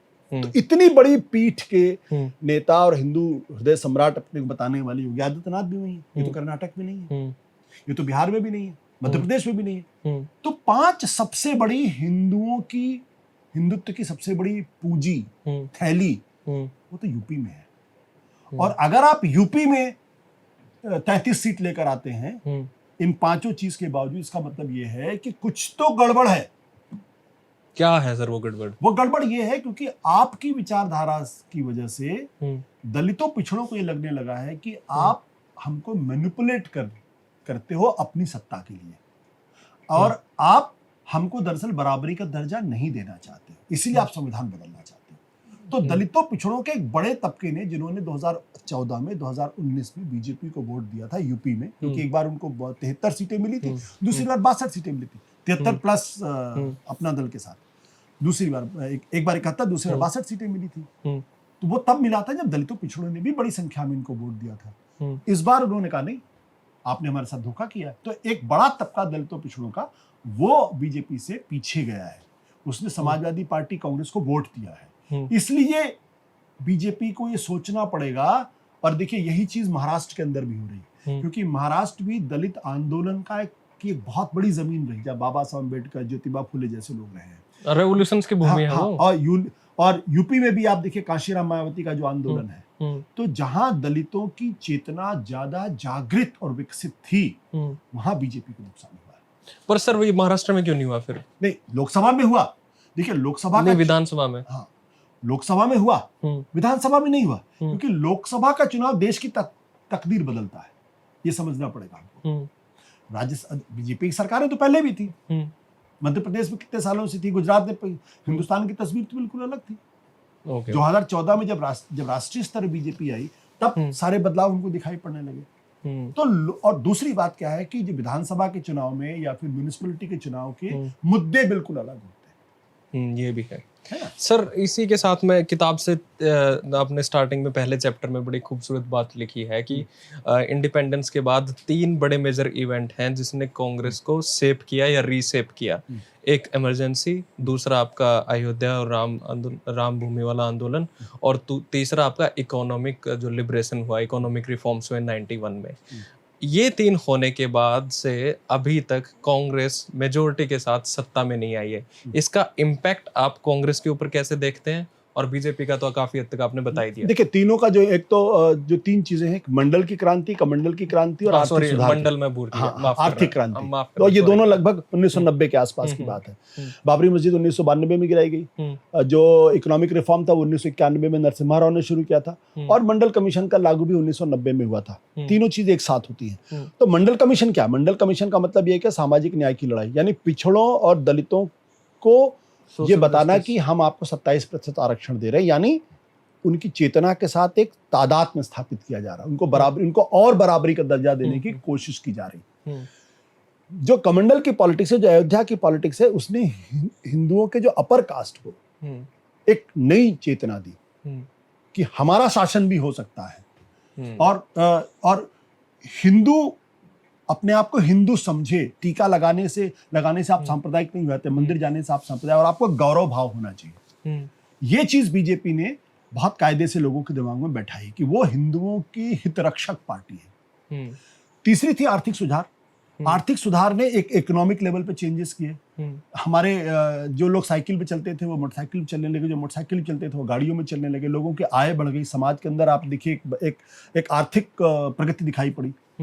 ये जो 3 चेतनाएं थी, इन चेतनाओं के साथ कांग्रेस पार्टी अपना वो नहीं बिठा पाई, रिश्ता नहीं, सामंजस्य नहीं बिठा पाई। वो मंडल कमीशन पे कोई स्टैंड ले ही नहीं पाई। राजीव गांधी ने तो संसद के फ्लोर पे मंडल कमीशन का विरोध किया था। जब अयोध्या की पॉलिटिक्स थी तब भी कांग्रेस पार्टी कंफ्यूज्ड थी कि करें तो क्या करें। और जो आर्थिक सुधार था वो उन्होंने किया तो जरूर, लेकिन उसकी मार्केटिंग नहीं कर पाए वो। अच्छा, उस तरीके से। हाँ, वो तो आज ही नहीं कर पाते। दूसरा क्या है कि जब आर्थिक सुधार होता है, जब दीवारें खुलती हैं तो लोगों के सोच भी बदल जाती है ना। बिल्कुल। तो आप ये सोचते हो कि मैंने आपको 2 रुपए दे दिए, अब आप मेरे गुलाम हो गए। 2 रुपए ने उसके दिमाग की सोच बदल दी। हाँ। अब वो अलग सोचने लगा, बोले यार ये 2 रुपए क्यों दे रहा मेरे को, इसलिए थोड़ी दे रहा कि मैं उसका गुलाम बनूंगा। मेरे अंदर काबिलियत किसने 2 रुपए दिए, तो वो एहसान नहीं मान रहा आपका। तो ये जो तीनों क्रांतियां थी ना, इन तीनों क्रांतियों ने भारत के समाज का मिजाज बदल दिया, राजनीति का कैरेक्टर बदल दिया, लोगों के सोचने की प्रकृति बदल दी। अब उस प्रकृति का जो लब्बो लुबाब था उस लब्बो लुआब में वो ये देखने लगा कि कौन हमारे हित की रक्षा कर सकता है। एक तबके को लगा कि बीजेपी कर सकती है, अपर कास्ट को लगा कि बीजेपी कर सकती है, उसको बीजेपी के साथ गई। लेकिन वही बीजेपी उत्तर प्रदेश के अंदर जो है वो 1990 से लेके 2017 तक हाशिए पर रहती है। क्यों? पर सर वो वापस भी तो कमबैक भी तो कितना जबरदस्त करती है। इसलिए क्योंकि जो सामूहिक चेतना है भारत की, जो समाज है, पब्लिक कॉन्शियसनेस, कि उससे लोग वो कांग्रेस से निराश हुए।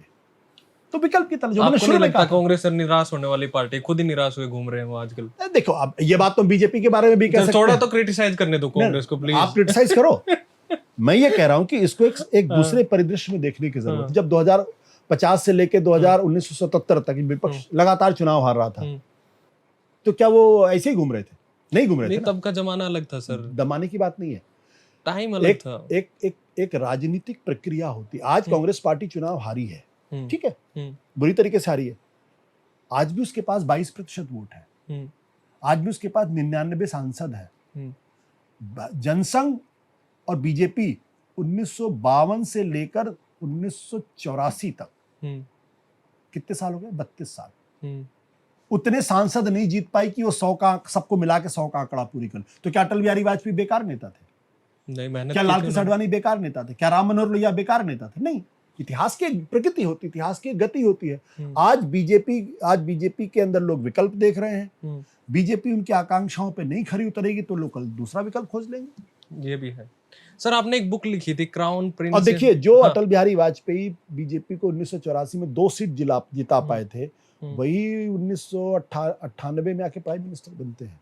तो 2 सीट जिताने वाले अटल बिहारी वाजपेयी को हम खारिज कर दें कि नहीं तो बेकार नेता है? नहीं, मैं तो कह ही नहीं रहा, मैं एक बात कह रहा हूं। तो जो लोग आज राहुल गांधी का इस तरीके से मूल्यांकन करते हैं, वो गलत मूल्यांकन करते हैं।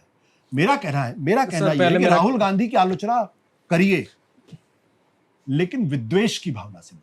सर पहले मेरा क्वेश्चन सुनो आप, फिर राहुल पे आएंगे अपने। आपने किताब लिखी थी क्राउन प्रिंस, या कौन crown Prince gladiator and the hope. क्या बात है, बड़ा खूबसूरत टाइटल है। क्राउन प्रिंस का मतलब राहुल गांधी, ग्लैडिएटर माने नरेंद्र मोदी, और होप माने अरविंद केजरीवाल। क्या बात है, होप माने अरविंद केजरीवाल। 2014 के पहले की किताब है। तो होप को तो एक बार अलग कर देते हैं, ग्लैडिएटर को भी एक बार अलग कर देते हैं। ग्लैडिएटर के बारे में बात हुई, क्राउन प्रिंस के बारे में बात करते हैं। Do you believe that Rahul Gandhi will be the last Prince of Congress? अब ये तो मैं नहीं कह सकता। नहीं सर, आपको पता है इसका आंसर? नहीं। देखो, इतिहास की गति को कोई नहीं जानता, ये बात हम समझ। मैं भविष्यवक्ता नहीं हूँ। नहीं, आप जज करके बता तो सकते हो अपना ओपिनियन। बिल्कुल नहीं, मैं भविष्यवक्ता नहीं हूँ, इसलिए मैं कोई भविष्यवाणी नहीं करता। आप उनके लीडरशिप आपको किसी को मालूम था कि 2001 के पहले नरेंद्र मोदी देश का बातों में फंसा रहे हैं? मैं आपसे सवाल क्या किसी को मालूम था कि नरेंद्र मोदी देश के प्रधानमंत्री बनेंगे? नहीं सर, मैं किसी को नहीं मालूम, जवाब नहीं दे रहा। नरेंद्र मोदी तक को नहीं मालूम था कि वो एक दिन अचानक गुजरात के मुख्यमंत्री बनेंगे और फिर लगातार चुनाव जीतेंगे, फिर देश के प्रधानमंत्री बनेंगे और देश की राजनीति को बदल देंगे।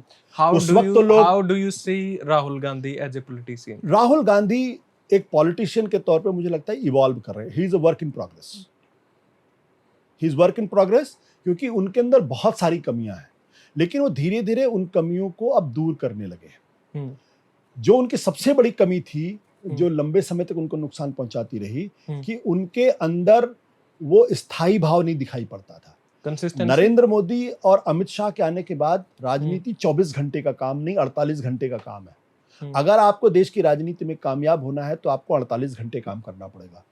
आपको मुद्दों को संजीदगी के साथ लोगों तक ले जाने की कोशिश करनी पड़ेगी, और 1% नहीं, 110% कोशिश करनी। ये कमियां उनके अंदर शुरू में थी। दूसरी कमी क्या थी कि उन्होंने संगठन का विस्तार करने की कोशिश नहीं की। तीसरी जो उनकी कमी थी, वो एकला चलोरे की बात करते हैं। तो जब आप नरेंद्र मोदी जैसे नेता से आप लड़ते हैं तो आप एकला चलोरे की बात नहीं कर सकते। आपको सारे विपक्ष, वो भी तो कहते हैं कि अकेला सब पे भारी। बट वो कह सकते हैं क्योंकि चुनाव जीते ना वो। देखो भाई, नरेंद्र मोदी कह सकते हैं भाई, आज ऋषभ पंत कह सकता है कि मैं सब पे भारी हूं, क्योंकि उसने दोनों इनिंग में सेंचुरी मार दी ना। तो कह सकता है। अब तुम 0 पे आउट हो गए, फिर बोलोगे यार मैं एकला चलोरे कैसे चलूंगा, फिर तो आपको सबको साथ मिला। तो राहुल गांधी को सारे विपक्ष को साथ लेके चलना पड़ेगा। अगर वो सारे विपक्ष को और सारे विपक्ष के साथ साथ कांग्रेस पार्टी को साथ में लेके चलना पड़ेगा। जो उनकी सबसे बड़ी कमी ये है कि वो कांग्रेस पार्टी को भी अपने साथ ले चलने में काफी हद तक असमर्थ है। उसका कारण क्या है? आदमी का स्वभाव होता है, हर आदमी का अपना स्वभाव होता है। देखिए मैं, कुछ लोग होते हैं, मेरे एक मित्र हैं, पॉलिटिकल कारण बताओ प्लीज। मैं बता रहा हूँ, ये सारी स्वभावगत कमजोरियां होती हैं। मेरे एक मित्र हैं संजय सिंह, आम आदमी पार्टी में है। आप कभी भी उनके घर चले जाइए, 50 लोग मिल जाएंगे आपको। अब मैं भी पॉलिटिक्स में था, मेरे घर में कोई आता तो मुझे चिढ़ होती थी, यार कहाँ से आ गया, मेरा टाइम वेस्ट होगा। ये मेरे स्वभाव की कमजोरी। ऐसा नहीं था कि मैं पॉलिटिकल नहीं था, मैं भी पॉलिटिकल था, मैं भी आम आदमी पार्टी में था। लेकिन संजय सिंह को 50 आदमियों में मजा आता था, मुझे 50 आदमियों में मजा नहीं आता। मैं हमारे को देख के आपको वही फीलिंग तो नहीं आ रही? छोड़ दी। हमारे को देख के भी आपको वही फीलिंग तो नहीं आ रही कि कहां से आ गए? तो इसीलिए मैंने राजनीति छोड़ दी। अच्छा। क्योंकि मुझे भी तो राहुल गांधी को क्या है, अब राहुल गांधी ये अफोर्ड नहीं कर सकते, क्योंकि अगर नेहरू गांधी परिवार हटेगा तो कांग्रेस पार्टी बचेगी या नहीं बचेगी, इसमें संदेह है। नहीं सर, मैंने तो लास्ट प्रिंस का पूछा था। हाँ। दूसरी बात, वो एक बात ये भी कहते हैं कि लड़ाई लंबी है। मैं तो 24 का चुनाव लड़ ही नहीं रहा था, मैं तो 29 की बात कर रहा था। इस तरीके की भी कई बातें चर्चा आई। तो आज देश में अभी के लिए लीडर चाहिए, 29, 32, 34 तो पता नहीं बहुत आगे का है। ये हमारे अंदर की बेचैनी ज्यादा है, ऑब्वियसली होगी।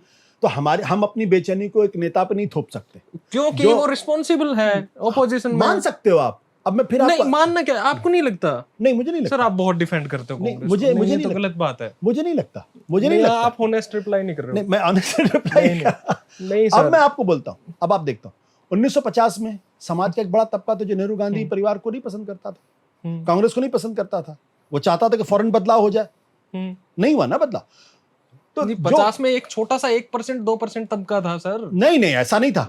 10% मान लो। कांग्रेस पार्टी को कभी भी 50% से ज्यादा वोट नहीं मिला। तो 50% लोग वो थे जो कांग्रेस पार्टी को नहीं पसंद करते थे, जो नेहरू गांधी, जो जवाहरलाल नेहरू की लीडरशिप को भी नहीं पसंद करते थे। 47 आए, 45% आए और मेजॉरिटी तो उनके खिलाफ थी ना। आज मैं जो बात, देखिए हमको चीजों मैं सर एक बात ये कहना चाह रहा था, उस वक्त लोगों को ये नहीं पता था कि कांग्रेस के अलावा भी वोट पड़ते हैं। उस वक्त की बात हो रही है। अरे नहीं, ऐसी गांव में नहीं पता था सर। नहीं, ऐसी बातें नहीं। अगर नहीं होता तो फिर 100% वोट पड़ना चाहिए उनको। नहीं, 100% पढ़ना चाहिए। लोगों को यही नहीं पता, वोट डालना भी तो आना चाहिए किसी को। वोट तो पड़ते थे ना, कांग्रेस को तो 40-45% ही वोट मिलता था ना। सर आप एक बार आई उसमें हमारे यहाँ गेस्ट लेक्चर के लिए आए थे, तो आपने एक बात कही थी बहुत साधारण, कि जब आप सही जवाब ना दे पाओ तो आप अगले को कंफ्यूज कर दो। जर्नलिज्म का एक रूल होता है। वो पॉलिटिशियन करते हैं, पॉलिटिशियन है। मैं जो कह रहा हूँ इसको समझने की जरूरत है। अच्छा, मैं जो कह रहा हूँ कि अगर हर लोग कांग्रेस पार्टी को ही वोट करते तो कांग्रेस को 90% वोट मिलना चाहिए ना। तब भी नहीं मिला जब नेहरू जिंदा थे, जब इंदिरा गांधी जिंदा थी तब भी नहीं मिला, जब राजीव गांधी को 400 से ज्यादा सीटें मिली तब भी 50% वोट नहीं मिला। क्यों? क्योंकि हम एक ऐसी व्यवस्था में जिसमें फर्स्ट पास पोस्ट सिस्टम है।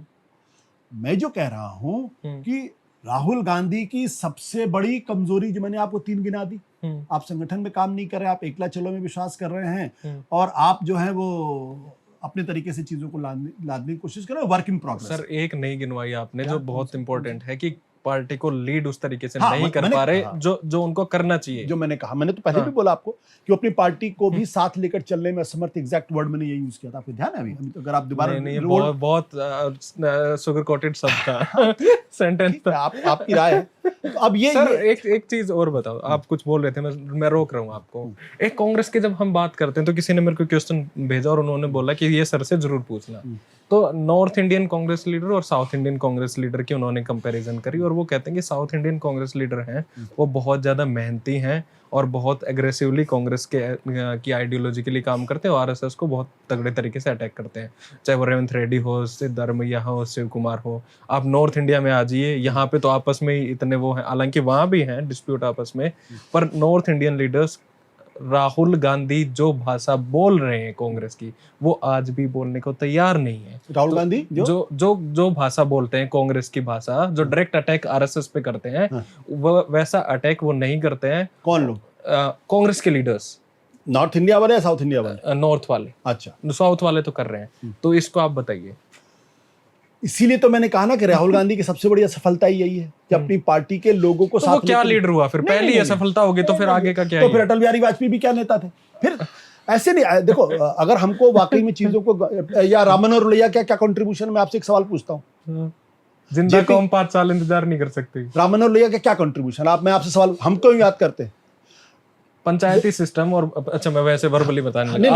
आप बताओ। मैं राम मनोहर लोहिया को, ये जो हमारे यहाँ जो खारिज करने की प्रथा है ना कि राहुल गांधी 272 सीट लेके नहीं है तो बेकार नेता है, राम मनोहर लोहिया से तो बेहतर है ना। राम मनोहर लोहिया कितनी सीट लेके, उनकी पार्टी कितनी सीट लेके आई थी, या नंबूदरी पाद कितनी सीट लेके आए थे, या अटल बिहारी वाजपेयी कितनी सीट लेके आए थे। वर्ल्ड की पहली गवर्नमेंट बनाई थी डेमोक्रेटिक नंबूदरी पाद ने 1900 एक राज्य में ना, एक में पहली तो बनाई। तो सोवियत यूनियन में तो कम्युनिस्टों ने तो पूरा सोवियत यूनियन कब्जा कर लिया, पूरे वर्ल्ड में एक बंदे ने चीफ मिनिस्टर तो बना दिया वो। हाँ, ये जो खारिज करना है बिना सामाजिक आर्थिक ऐतिहासिक परिप्रेक्ष्य को देखे हुए, चलिए सर समझाइए, है ना। अब जो मैं आपसे बात कहना चाहता हूं कि अगर आज आप ये सोचें कि कांग्रेस पार्टी 2029 में पूरी सरकार में आ जाएगी 272, कोई बड़ा एक्सीडेंट होगा तभी आ सकती है। मुझे नहीं लगता 2029 में भी आ सकती है वो, क्योंकि जो ऐतिहासिक परिस्थितियां हैं, उन ऐतिहासिक परिस्थितियों में कांग्रेस पार्टी की जो क्रेडिबिलिटी थी वो खत्म हो चुकी है।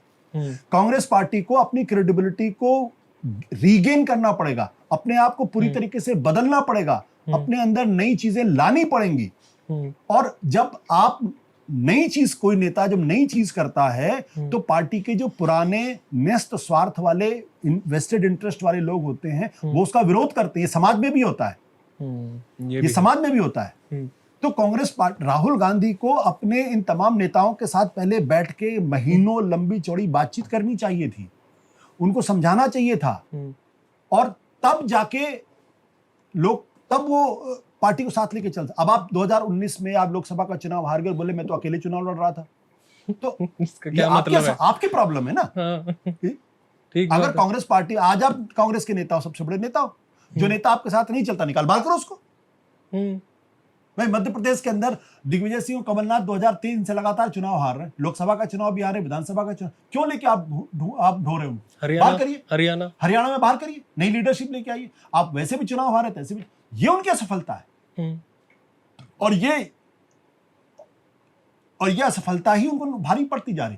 लेकिन अगर आप ये सोच लीजिए कि 2029 में या 2024 में कांग्रेस की सरकार बन जाती, तो मुझे लगता है थोड़ा तो राहुल गांधी के साथ अन्याय हो रहा है इसमें। चलो बढ़िया, अन्याय हो रहा है, क्योंकि जब तक सामाजिक परिप्रेक्ष्य नहीं बदलेगा, जब तक कांग्रेस पार्टी के प्रति लोगों के अंदर वो पुरानी भावना नहीं जागृत होगी कि कांग्रेस उनके हितों की रक्षा कर सकती है, उनके हितों की लड़ाई कर सकती है, तब जाके विश्वास बनेगा। तब मैं अपनी यार बीवी को तो समझा नहीं पाता हूं हैं? और तुम कह रहे हो कि कांग्रेस पार्टी 2029 तक पूरे देश को समझा देगी और देश के लोग जाके वोट करने लगेंगे। तो आप नेता थोड़ी हो। मैं तो नेता की बात है, तुम समझा लेते हो, तुम समझा लेते हो, बता दो आप समझा पाते हो? तो एक पार्टी से आप उम्मीद कर रहे हो कि वो समाज का मानस, ऐसा नहीं हो। मेरा तो ब्याह ही नहीं हुआ अभी। तो बहुत अच्छा किया है। तो घुमा फिरा के बात जो थी सर वो नॉर्थ और साउथ, उस पे बताइए। अब नॉर्थ पे क्या है, देखिए नॉर्थ की और साउथ की जो सामाजिक परिवेश है ना, उसमें जमीन आसमान उसका फर्क है। औरंगजेब का शासन हिंदुस्तान में सबसे बड़ा शासन माना, लेकिन फिर भी वो तमिलनाडु तक नहीं पहुंच पाया था, नहीं पहुंच पाया। तो उनका इतिहास और नॉर्थ इंडिया के इतिहास में बहुत फर्क है। नॉर्थ इंडिया में भी आप देखो लगातार हमले झेलता रहा। अभी भी नॉर्थ इंडिया एक तरीके से फ्यूडल सोसाइटी है, सेमी फ्यूडल सोसाइटी है। That is one of the most strong reason. South India में आप देखिए दलित आंदोलन आजादी के पहले से चल रहा था। पेरियार ने 1923 में हिंदी विरोधी आंदोलन किया था, ब्राह्मणवाद विरोधी आंदोलन किया था। आज तक यूपी में हुआ ब्राह्मणवाद विरोधी आंदोलन? बता दो मेरे को। नहीं हुआ, मैं मना कर रहा हूँ। जबकि कबीर यहीं पैदा हुए, क्यों नहीं? तो हमारे यहाँ रिफॉर्म मूवमेंट हुए नहीं, साउथ इंडिया में रिफॉर्म मूवमेंट हुए। कर्नाटक के अंदर रिफॉर्म मूवमेंट हुआ, तमिलनाडु के अंदर रिफॉर्म मूवमेंट है, केरला में रिफॉर्म मूवमेंट है, आंध्रा का पूरा इलाका, उस पूरे इलाके में रिफॉर्म मूवमेंट है। दूसरा, उसकी सोचने की वो इतिहास में अपने आप में काफी हद तक इंडिपेंडेंट था। वो अलाउद्दीन खिलजी का शासन हो या फिर समुद्रगुप्त का शासन हो या फिर वो मुगलों का शासन हो, वो कभी साउथ इंडिया पे उस तरीके से नहीं कब्जा कर पाए। वो हमेशा लड़ते रहे। गोलकुंडा का वो था, विजयनगर के, सब लड़ते रहे, लगातार रेजिस्ट करते रहे। तो उनकी जो सामाजिक बुनावट है, उनकी जो सोच है, वो नॉर्थ इंडिया की सोच से बिल्कुल फर्क है। और बड़ा कारण ये है कि ये यहाँ अभी भी एक सेमी फ्यूडल सोसाइटी है। माई बाप कल्चर हमारे यहाँ है। साउथ इंडिया में वो माई बाप कल्चर काफी हद तक कमजोर हो गया है। वहाँ रिफॉर्म मूवमेंट्स हुए हैं, वहाँ दलित आंदोलन हुए हैं, वहाँ पिछड़ों के आंदोलन हुए हैं, वहाँ सब वर्ग बराबरी का एक आंदोलन चला हुआ है। इसलिए वो अलग तरीके से सोचता है और ये नॉर्थ इंडिया अलग तरीके से सोचता है। अब ये इसकी वजह से अगर आप देखिए बीजेपी को साउथ इंडिया में अपने की सरकार बनाने में दिक्कत पैदा हो रही है। Okay, that is one of the most, क्योंकि वहाँ दलित आंदोलन बहुत मजबूत था। अच्छा, महाराष्ट्र के अंदर भी बीजेपी आज तक अपने बल पे सरकार पे नहीं आ पाई है। यहाँ तक कि बिहार के अंदर भी अगर आप देखें, वहाँ फ्यूडल सोसाइटी पूरी तरीके से, लेकिन वहाँ भी जयप्रकाश नारायण की वजह से या फिर कर्पूरी ठाकुर की वजह से जो एक दलित असर्शन था वो मजबूत था। आप उत्तर प्रदेश के अंदर भी देख लीजिए, मायावती और काशीराम की वजह से दलितों के अंदर बहुत जबरदस्त चेतना पैदा हुई थी। पर वो गढ़ भी तो रहा था सर, लेकिन मध्य प्रदेश के अंदर नहीं है वो। यूपी कांग्रेस का गढ़ भी तो था। हाँ, गढ़ भी था। तो अगर आप से लोगों की आकांक्षाओं पे नहीं खरे उतरोगे, उनके हितों की बात नहीं करोगे, उनके लिए नहीं लड़ोगे, आप दरबारी कल्चर में रहोगे, आप माई बाप कल्चर में रहोगे, तो आप खत्म हो जाओगे। पॉलिटिक्स तो 24 घंटे का खेल है। राहुल गांधी को समझना पड़ेगा कि जब तक आप 24-48 घंटे काम आप करने कोशिश कर रहे हैं, कभी यहाँ घूम रहे, कभी वहाँ भाग रहे, कभी यहाँ कर रहे हैं। मुलाकात हुई आपकी राहुल गांधी से? मेरी सिर्फ एक 30-40 सेकंड की मुलाकात। क्या राय दी आपने? मैंने कोई राय नहीं देता नेताओं। तो 40 सेकंड कुछ तो सब्सटेंशियल बात की होगी। सिर्फ शेक हैंड, बाकी वो बोल रहे थे, मैं सुन रहा था। मतलब वो और भी पत्रकार वहां पे थे। आपने कुछ नहीं कहा? नहीं, मैंने एक साथ छोटा सा कोई सवाल पूछा होगा, इसके अलावा कुछ नहीं। तो ये जो परसेप्शन है ना सर, अब होप वाले बंदे और मैं कभी सोनिया गांधी से भी मैं 1 या 2 बार मिला हूँ। मिलने में क्या बुराई है सर? आप जर्नलिस्ट और पॉलिटिकल लोगों से तो मिलोगे ही। कोई बुराई नहीं। मेरा मानना है कि जब पत्रकार ज्यादा नेताओं से मिलता है तो उसकी आत्मीयता बढ़ जाती है और फिर वो उसका ऑब्जेक्टिव एनालिसिस नहीं कर पाता। तो मेरे ऊपर आरोप कोई लगा सकता है कि मैं कांग्रेस को डिफेंड कोई बात नहीं, आरोप की तो बात आरोप लगा सकता है, लेकिन कोई ये नहीं कह सकता कि मैं किसी पूर्वाग्रह से ग्रसित होकर या किसी लालच में मैं किसी को प्रेजुडाइज्ड हूं, वो कर रहा हूं। मेरी अपनी सोच है। अब लोगों को यकीन नहीं होता कि मैं राहुल गांधी से सिर्फ 1 बार मिला हूं, किसी को यकीन नहीं होता। 30 सेकंड शेक हैंड, बस, इससे अलावा कुछ नहीं। क्वेश्चन क्या पूछा था आपने? अब मुझे ध्यान नहीं पड़ रहा कौन सा। हाँ, वो कुछ चाइना वाइना को लेके कोई सवाल था शायद, अब मुझे एग्जैक्टली ध्यान नहीं। आपकी ये बात है। सर, होप वाले बंदे की बात करते हैं हम। क्या अन्ना आंदोलन में आरएसएस का इन्वॉल्वमेंट था? नहीं। इन्वॉल्वमेंट 2 तरीके, ये सवाल आदमी 2 तरीके से पूछता है। हाँ। क्या अन्ना के आंदोलन को पैदा किया आरएसएस ने? नहीं। क्या अन्ना के आंदोलन को लीड किया आरएसएस ने? नहीं। क्या अन्ना के आंदोलन में आरएसएस शामिल था? हाँ, शामिल था। क्या फोरफ्रंट पे था? नहीं। क्या उसका सृजन आरएसएस ने किया? नहीं। आरएसएस ने उस आंदोलन में घुसकर उस आंदोलन का फायदा उठाकर कांग्रेस को डिस्क्रेडिट करने की कोशिश की।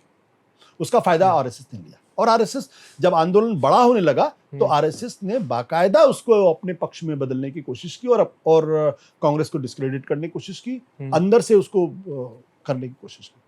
तो आपको तब पता था, या थोड़ा आभास हो गया था कि भाई मुझे इससे फर्क नहीं पड़ता। देखिए, मेरा मानना ये कि जब कोई जन आंदोलन होता है तो जन आंदोलन में सारे विचारधारा के लोग होते हैं। फर्क इससे पड़ता है कि कौन उस आंदोलन को लीड कर रहा। मैं उसी आदमी की बात करने वाला था। हाँ। अन्ना के बाद जो सेकंड रैंक पे थे, कि क्या आपको यह आभास हो गया था कि भाई अरविंद केजरीवाल के पॉलिटिकल एम्बिशंस भी हैं और वो इस आंदोलन को एक इलेक्टोरल उसके पे लेके जाएंगे? नहीं, बल्कि मुझसे ये 2012 की बात होगी, जब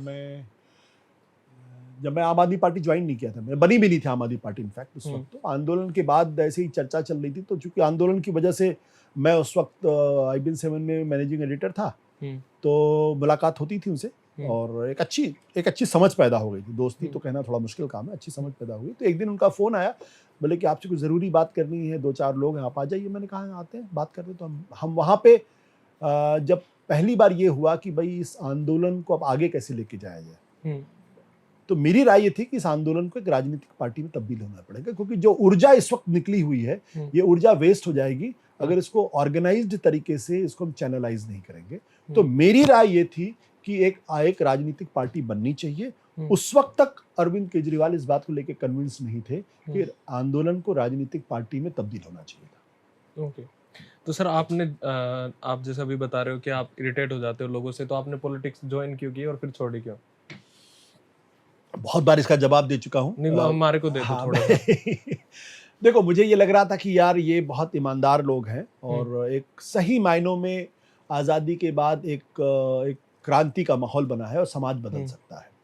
और इसमें वो उस तरीके के नेता लोग नहीं है या उस तरीके के लोग नहीं है जिन पर मैं यकीन नहीं कर सकता। और मुझे लगा कि अगर क्रांति कहीं हो रही है और इतिहास अगर बदल रहा है तो मुझे अपनी भूमिका उसमें निभानी चाहिए। ये बेसिक सोच थी जिसके तहत मैंने राजनीतिक पार्टी बनने के पहले भी उसको सपोर्ट किया। मैंने अन्ना के आंदोलन को खुल के सपोर्ट किया और जब राजनीतिक पार्टी बनी तो मैंने उसको ज्वाइन किया। और छोड़ी क्यों? छोड़ी इसलिए क्योंकि जब आप जिस सपने को लेके बढ़ रहे थे वो सपना जब टूटा और लगा कि वो सपना एक छलावा था, तो मैंने कहा कि मैं बजाय गंदगी करूं उससे बेहतर है मैं चुपचाप के। ये मेरा स्वभाव है। मेरा मानना है कि बड़की मार रहीम की चित से दे उतार। मैंने उसको चित से उतार दिया। और आपको ध्यान है कि मैंने आम आदमी पार्टी छोड़ी, उसके बाद मैंने कोई राजनीतिक पार्टी ज्वाइन नहीं की, जबकि मैं ज्वाइन कर सकता था। मेरे पास विकल्प थे, मेरे पास ऑफर थे, मैंने नहीं ज्वाइन किया क्योंकि मैंने पॉलिटिक्स छोड़ी थी। मैंने पार्टी पॉलिटिक्स नहीं छोड़ी थी, मतलब एक पार्टी नहीं छोड़ी। मैंने आम आदमी पार्टी नहीं छोड़ी, मैंने पॉलिटिक्स छोड़ी थी। तो इसलिए मैंने, और मेरे लिए बड़ा मुश्किल फैसला था क्योंकि मुझे मालूम था कि पत्रकारिता मैं छोड़ चुका हूँ और पत्रकारिता से जब आप राजनीति में जाते हैं तो आपकी क्रेडिबिलिटी क्वेश्चनेबल हो जाती है। लोग आपको अलग नज़र से देखते हैं। और अब जब मैं दोबारा राजनीति छोड़ के मैं पत्रकारिता में जाऊंगा तो मुझे और तो कुछ आता नहीं था। मुझे पत्रकारिता के अलावा कुछ नहीं, अभी भी कुछ नहीं आता है। तो लोग मुझे स्वीकार नहीं करेंगे। हो सकता है मैं गुमनामी में मेरी बाकी की ज़िंदगी कटे। और ये बात मैंने अपने घर वालों से, अपने रिश्तेदारों से, अपने दोस्तों से डिस्कस भी किया था। मैंने ये कहा था कि हो सकता है आने वाले 30 साल, मतलब मैंने मान के चला कि अभी 30 साल और जिंदा रहूंगा कल का पता नहीं, लेकिन मैं सोच रहा कि आने वाले 30 साल मेरे लिए बड़े गुमनामी के हो सकते थे, बट मैं तैयार था इस बात के लिए। ओके सर, आपने एक चीज नोटिस करी अपने बारे में, जब आप अपनी दिमाग की भावनाओं को एक्सप्रेस करते हो शब्दों में और उनमें डिफरेंस करते हो, दिमाग में क्या है और बोलना क्या है उसमें डिफरेंस करते हो, तो आपकी आंखें इधर उधर हो जाती हैं। ऐसा है? हो सकता है।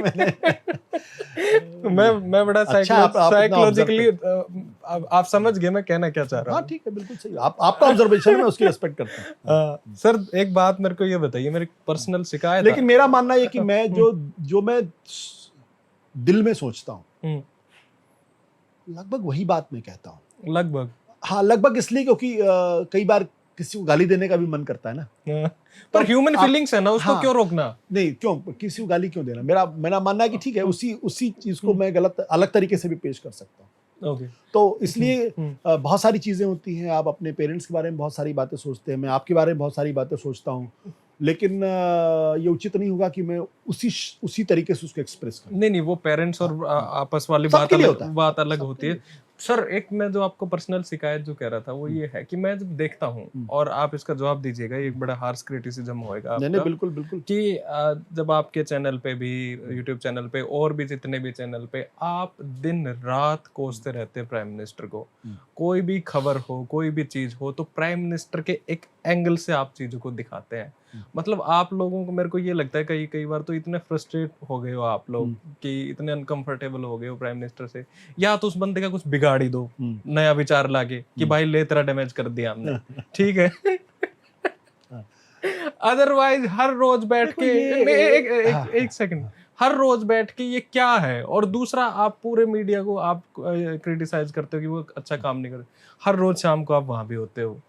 तो मतलब ये क्या है, क्या चीज है? जैसे मैं आपको हरियाणा का आंदोलन की बात करूं, किसान आंदोलन की, वो लोग कहते थे, उनका एक ईगो सेटिस्फेक्शन इस बात से है कि हमने चाहे बीजेपी को जितवा दिया 2024 में, पर एक बार उस दाढ़ी वाले को हमने घुटने टिकवा रखे हैं किसान आंदोलन में।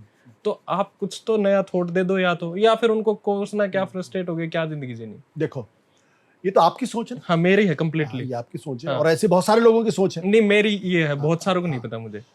जिसको आप कोसना कहते हैं ना, आक्रोशित होके जीना। हाँ, मैं उसको आलोचना कहता हूँ। और ये एक पत्रकार होने की जो पहली शर्त है वो है सत्ता से टकराओ। अगर पत्रकार सत्ता से नहीं टकराता तो पत्रकार नहीं। ठीक बात है ना? तो आप उसको कोसने के संदर्भ में देखते हो, बहुत सारे लोग कहते हैं कि आपका एजेंडा है। ये वही बहुत सारे लोग हैं जो 2014 के पहले मेरी तारीफ करते थे कि यार आप बहुत निडर होकर मनमोहन सिंह के खिलाफ बोलते हो, आप सोनिया गांधी के खिलाफ बोलते हो, आप अहमद पटेल के खिलाफ बोलते हो। तब किसी ने नहीं कहा कि आप इस सरकार को कोसते हो, किसी ने नहीं कहा। और मुझे आज तक ना तो मनमोहन सिंह की सरकार से एक रत्ती का फायदा हुआ, ना मोदी की सरकार से एक रत्ती। तो मुझे क्या फायदा है अगर मैं कोस रहा हूं? मन करता है ना अपने वाले हो पार्टी उसमें। तो ये पत्रकारिता का जो मूल है ना, पहली शर्त है, उसको समझने की जरूरत है। पत्रकार अगर सरकार का पहरेदार हो गया तो फिर पत्रकारिता नहीं, उसके लिए तो पीआईबी है ना, उसके लिए तो तमाम संस्थाएं बड़ी हुई हैं, सरकार के पास करोड़ों का वो है।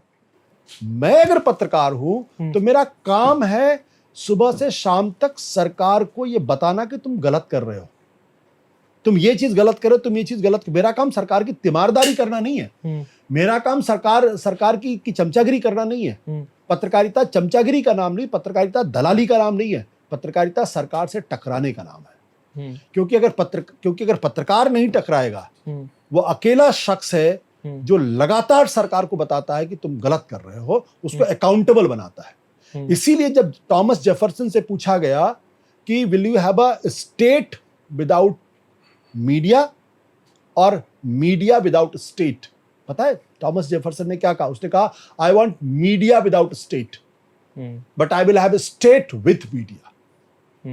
सरकारें स्वच्छंद हो जाएंगी, देश में तानाशाही आएगी अगर पत्रकार उनके खिलाफ 24 घंटे नहीं बोलेगा। ये फर्क है। मैं तो जिसको लोग कहते हैं कि मैं कोसता हूं, मैं अपनी पत्रकारिता का धर्म निभाता हूं, और मुझे इस जिसको आप कोसना कहते हैं उससे मुझे फायदा नहीं होता, उससे मेरे परिवार को, मेरे रिश्तेदारों को नुकसान होता है। मैं भी इंसान हूं, मैं कुछ बातें हैं जो मैं नहीं बता सकता, लेकिन मुझे इस पे फोन आते हैं, मुझे धमकियां दी जाती हैं। अभी मैं आपको मैसेजेस दिखा सकता हूं जहां गद्दार सारी, मैं जिस दिन सरकार के साथ खड़ा हो जाऊंगा उस दिन मैं पेंट हाउस में रहूंगा, उस दिन मेरे पास बड़ी बड़ी गाड़ियां होंगी, उस दिन आशुतोष को मारुति 800 पे चलने की जरूरत नहीं पड़ेगी, उस दिन मुझे दुनिया के हर जगह से बुलावा आएगा। आज मुझे हिंदुस्तान के वो तमाम, मैं चाहता हूं कि ये बात जनता तक जाए, मैं चाहता हूं वो लोग सुने, वो बिहार के लोग हों, वो लखनऊ के लोग हों, वो कहीं के लोग हों, जो मुझे अपने यहां बुलाने पे गर्व महसूस करते थे, आज पिछले 10 साल से उन्होंने बुलाना बंद कर दिया है, क्योंकि उनको लगता है कि अगर मैं कुछ बोलूंगा तो उससे उनका नुकसान हो पाएगा। ऐसे लोगों पर मैं लानत मारता हूं, और मुझे अपने इस बात का गर्व है कि मैं आज भी एक पत्रकार होने के नाते नरेंद्र मोदी, आरएसएस और बीजेपी के सामने मजबूती के साथ खड़ा हूं, बिना कोई समझौता किए हुए।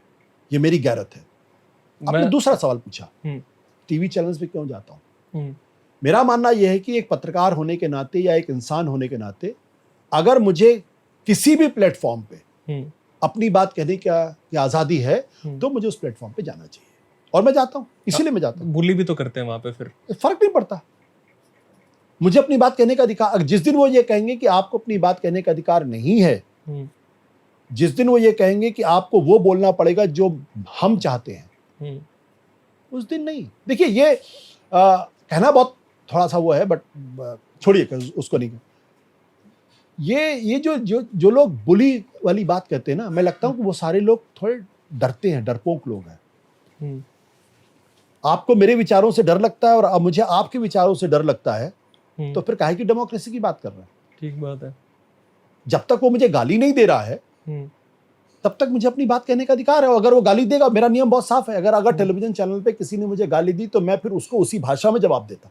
तो मेरे बहुत सारे लोग कहते हैं आप चीखते चिल्लाते बहुत है। मैंने कहा बिल्कुल, मैं आपसे तो कभी नहीं चीखा चिल्लाया, लेकिन अगर कोई चीखेगा चिल्लाएगा, मेरी पेरेंटेज पे अगर कोई सवाल खड़ा करेगा, मुझे अगर कुछ उल्टा पुल्टा कहेगा, तो मैं चुप नहीं रहूंगा, मैं भी बोलूंगा। मेरे मुंह पे भी जबान है। वो टीवी चैनल चाहे मुझे बुलाए या ना बुलाए, इससे कोई फर्क नहीं पड़ता। तो मेरा कहना है कि जहां के, और तीसरी बात जो लोग नहीं समझते, मैं बहुत सारे हमारे जो लेफ्ट लिबरल के लोग हैं, अरे आप आरएसएस के लोगों से दोस्ती क्यों करते हैं? मैंने कहा इसका मतलब आप डेमोक्रेट नहीं है। आरएसएस एक विचारधारा है, हम उस विचारधारा से सहमत नहीं है, लेकिन मेरे बहुत अच्छे दोस्त आरएसएस में हैं, जिनके साथ टीवी में आप मुझे झगड़े करते हुए देखते हैं, वो व्यक्तिगत बातचीत में 2-2, 3-3 घंटे बात करते हैं मुझसे। ठीक बात तो है। पॉलिटिक्स अलग है, विचारधारा अलग है। अगर मैं लोकतांत्रिक हूं तो मुझे उन सारे चैनल्स पे जाना चाहिए जहां मेरा सम्मान बचा रहे और मैं अपनी बात कह सकूं।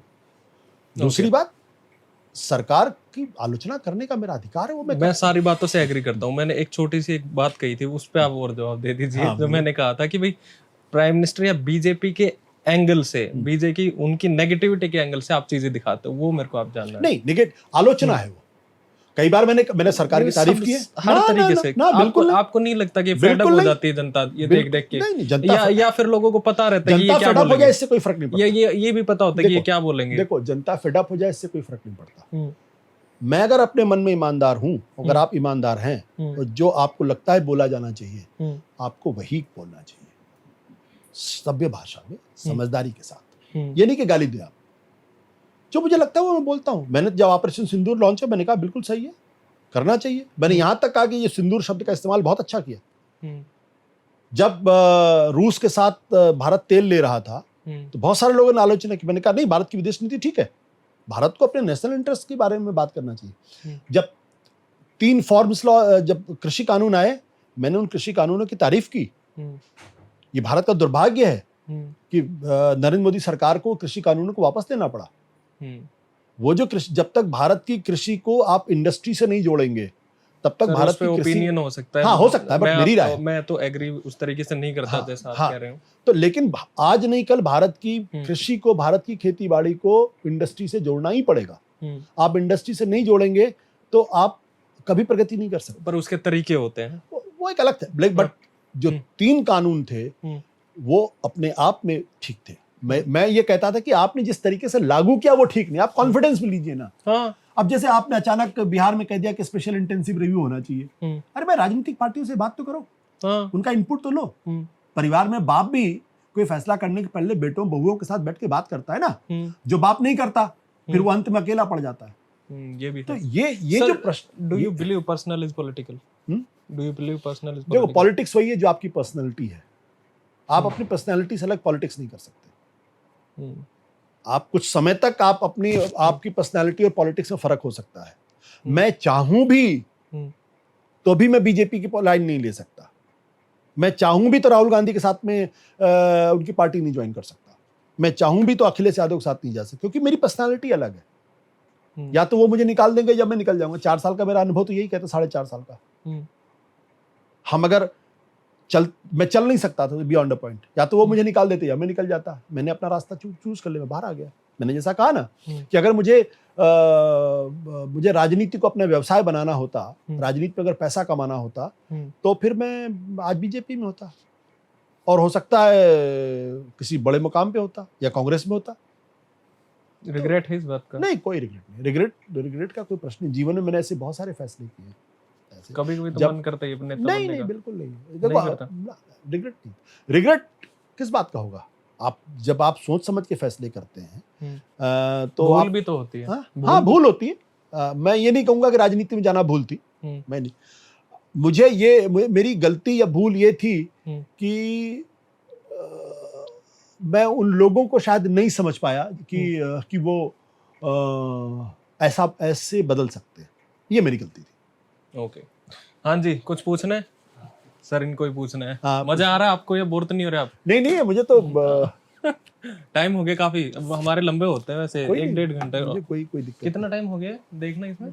2.25 घंटे हो गए। 2.25 घंटे हो गए? ओह माय गॉड, आप तो सही में जर्नलिस्ट। मैं काम करके घर आता हूँ, मेरे को न्यूज़ चैनल खोलता हूँ और मैं न्यूज़ चैनल खोलता हूँ तो उसमें पता चलता है देश बहुत तरक्की कर रहा है। देश बहुत आगे बढ़ रहा है और हमने कराची पे कब्जा कर लिया है, इस्लामाबाद पे कब्जा कर दिया, और अमेरिका तू क्या है। हाँ, ये देखता हूँ, फिर मैं बंद कर देता हूँ उसको। फिर मैं यूट्यूब खोलता हूँ, यूट्यूब पे कि कॉन्स्टिट्यूशन खतरे में है, देश बिकने वाला है, ये समाज कहाँ जा रहा है, ये चलता है, तो फिर मैं वो भी बंद कर देता हूँ। तो अब मेरा सवाल, मैं ये जानना चाहता हूँ, मैं सिर्फ एक फैक्ट जानना चाह रहा हूँ और ओपिनियन शायद मैं कम जानना चाह रहा हूँ इस देश के बारे में, कि मैं थोड़ा अंडरस्टैंड रहे, मैं एक नॉलेजेबल आदमी रहूँ, तो मेरे को क्या करना चाहिए? मैं आपसे पूछता हूँ क्योंकि आप दोनों पे आते हो, उन दोनों मेरे पास इस सवाल का जवाब नहीं है। ये जो अब इसका बहुत गहरा जवाब हो सकता है, लेकिन ये जो समस्या आपने बताई ना मुझे, ये टेक्नोलॉजिकल सोसाइटी की सबसे बड़ी क्राइसिस है। इंफॉर्मेशन खूब है आपके पास और विचार भी खूब आ गए हैं, लेकिन उनको प्रोसेस करके मैं किस निष्कर्ष पे पहुंचूं उसमें भी बहुत सारा कंफ्यूजन है। कि आप जब टीवी चैनल देखते हैं तो आप नरेंद्र मोदी जिंदाबाद, जब आप यूट्यूब देखते हैं बोले नरेंद्र मोदी मुर्दाबाद, ये आप देखते हैं, फिर आप कंफ्यूज हो जाते हैं कि ये मुर्दाबाद वाली बात सही है या जिंदाबाद वाली बात सही है। मुझे लगता है कि ये अच्छी स्थिति है कि आपको दोनों पक्ष पता चल रहा है और आप उन दोनों पक्ष के बीच में अपना निष्कर्ष निकाल लें। हम लोगों ने जब जर्नलिज्म शुरू किया था, हालांकि मैं ये थोड़ा सा मुझे अजीब सा लगता है, क्लीशे लगता है कि यार मेरे ज़माने में तो सब बड़ा अच्छा था। जब शुरू किया था तब हमारे पास ये गूगल की सुविधा उपलब्ध नहीं थी। अच्छा। हमको बस पकड़ के लाइब्रेरी जाना पड़ता था, फिर वहाँ किताबें पढ़ते थे, अखबार करते थे और फिर कुछ तथ्य इकट्ठा करते थे, है ना। और फिर उसके आधार पे एक निष्कर्ष, वो जो तथ्य मिलते थे बड़ी मेहनत से मिलते थे। आज आपके पास गूगल की सुविधा है। अगर आपको लगता है कि नरेंद्र मोदी जी की सरकार ने कुछ काम नहीं किया है तो आप गूगल करिए ना अर्थव्यवस्था को लेकर, वो फैक्ट तो नहीं बदलेंगे। जीडीपी ग्रोथ आप देख लीजिए, पर कैपिटा इनकम आप देख लीजिए, वो आप देख लीजिए, आपको अंदाजा लग जाएगा कि देश तरक्की कर रहा है, तरक्की नहीं कर रहा। कोई पूछेगा यार देखो यहाँ तो बड़े बड़े वंदे भारत आ गए, तो उनसे पूछो कि वो जो 100 स्मार्ट सिटीज थे वो कहाँ गए, वो जो बुलेट ट्रेन आने वाली थी वो कहाँ चले गए।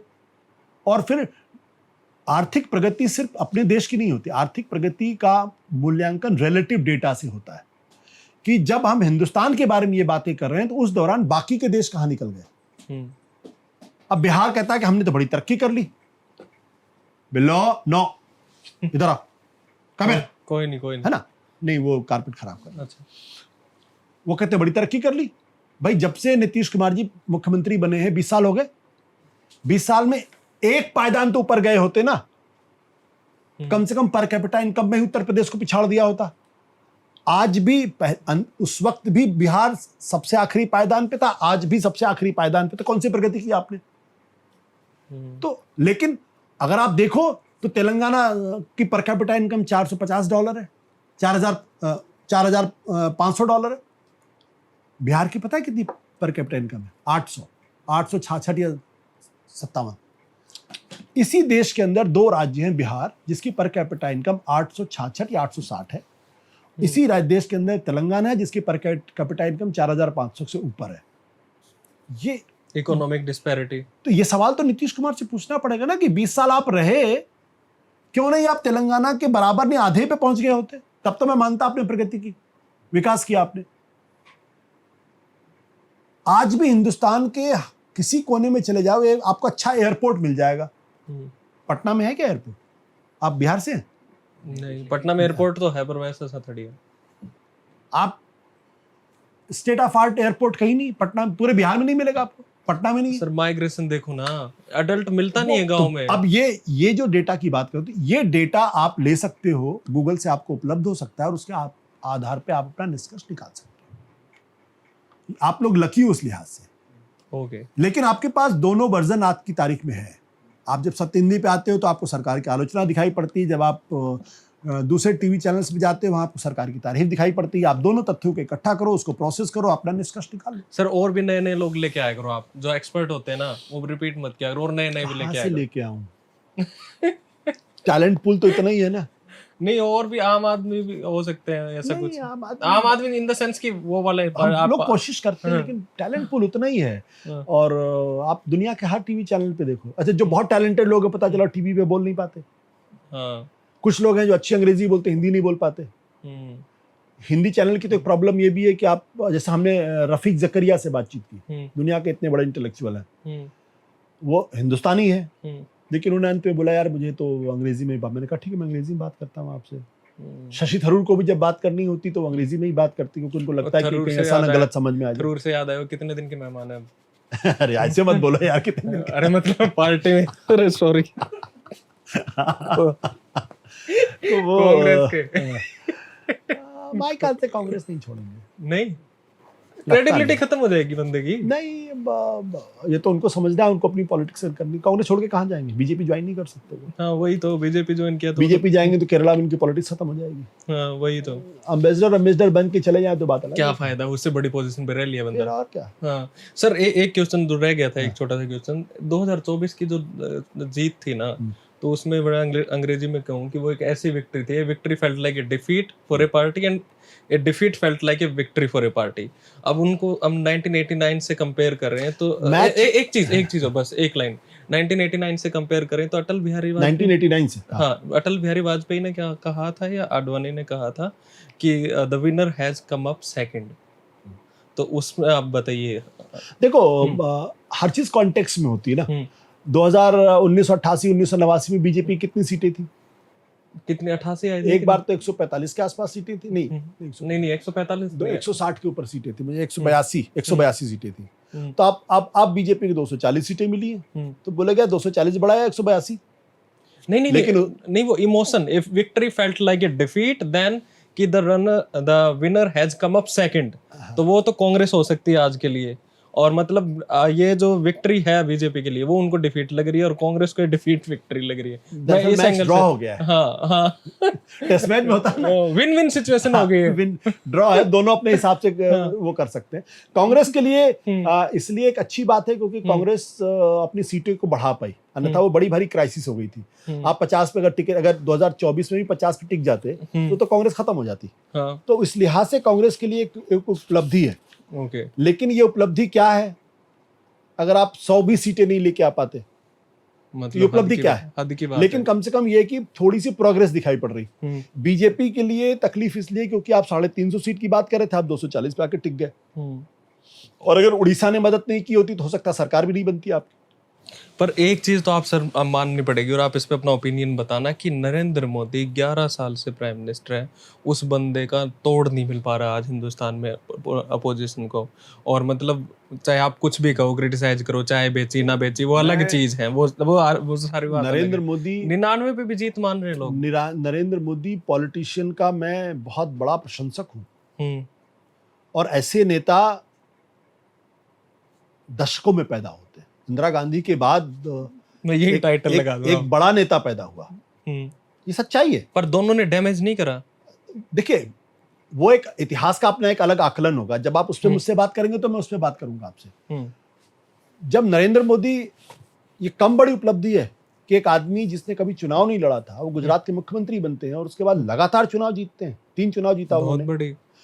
जब वो प्रधानमंत्री बनते हैं तो लगातार 3 बार प्राइम मिनिस्टर बने हैं। ये उपलब्धि नहीं है सर, बहुत बड़ी है। अब लोग ये कहेंगे कि यार वो कैसे चुनाव जीते, तो आप भी जीत जाते ना। ठीक बात है। आप भी चुनाव, आप भी उसी धंधे में हो, तो आप क्यों नहीं एमएलए बन पाए, आप क्यों नहीं एमपी बन पाए, आप क्यों नहीं प्राइम मिनिस्टर बन पाए? राहुल गांधी तो नहीं बन पाए ना। सरकार आपके पास ही 2004 में, 2019, 2009 में, 2014 में आपने गंवा दी ना। ठीक। तो एक आदमी जो जीत रहा है वो कैसे जीत रहा है, इस पे बहस हो सकती है, लेकिन उनकी जो राजनीतिक समझ है, जो पॉलिटिकल एक्यूमेन है, उस पर आप सवाल नहीं खड़े कर सकते। उस मामले में तो उस आदमी का कोई जवाब नहीं है। और मेरा मानना यह है कि इंदिरा गांधी के बाद अकेले ऐसे नेता नरेंद्र मोदी पैदा हुए हैं। मैं अटल बिहारी वाजपेयी को भी उस लिहाज से थोड़ा नीचे रखता हूं। अटल बिहारी वाजपेयी की तुलना मैं नेहरू से करता हूं, क्योंकि अटल बिहारी वाजपेयी के अंदर जो स्टेट्समैनशिप है वो नेहरू की विरासत है। नरेंद्र मोदी के अंदर जो राजनीतिक चातुर्य है वो इंदिरा गांधी के बराबर है, इंदिरा गांधी जैसी है, वो इंदिरा गांधी की विरासत है। नरेंद्र मोदी पावर पॉलिटिक्स के मास्टर हैं, इंदिरा गांधी भी पावर पॉलिटिक्स की मास्टर थी। लेकिन जो विजन जवाहरलाल नेहरू के पास था, उस तरीके का विजन मैं अटल बिहारी वाजपेयी में भी देखता हूं। अटल बिहारी वाजपेयी हिंदुत्व के नेता होने के बावजूद भी थोड़ा दूर की सोचते थे।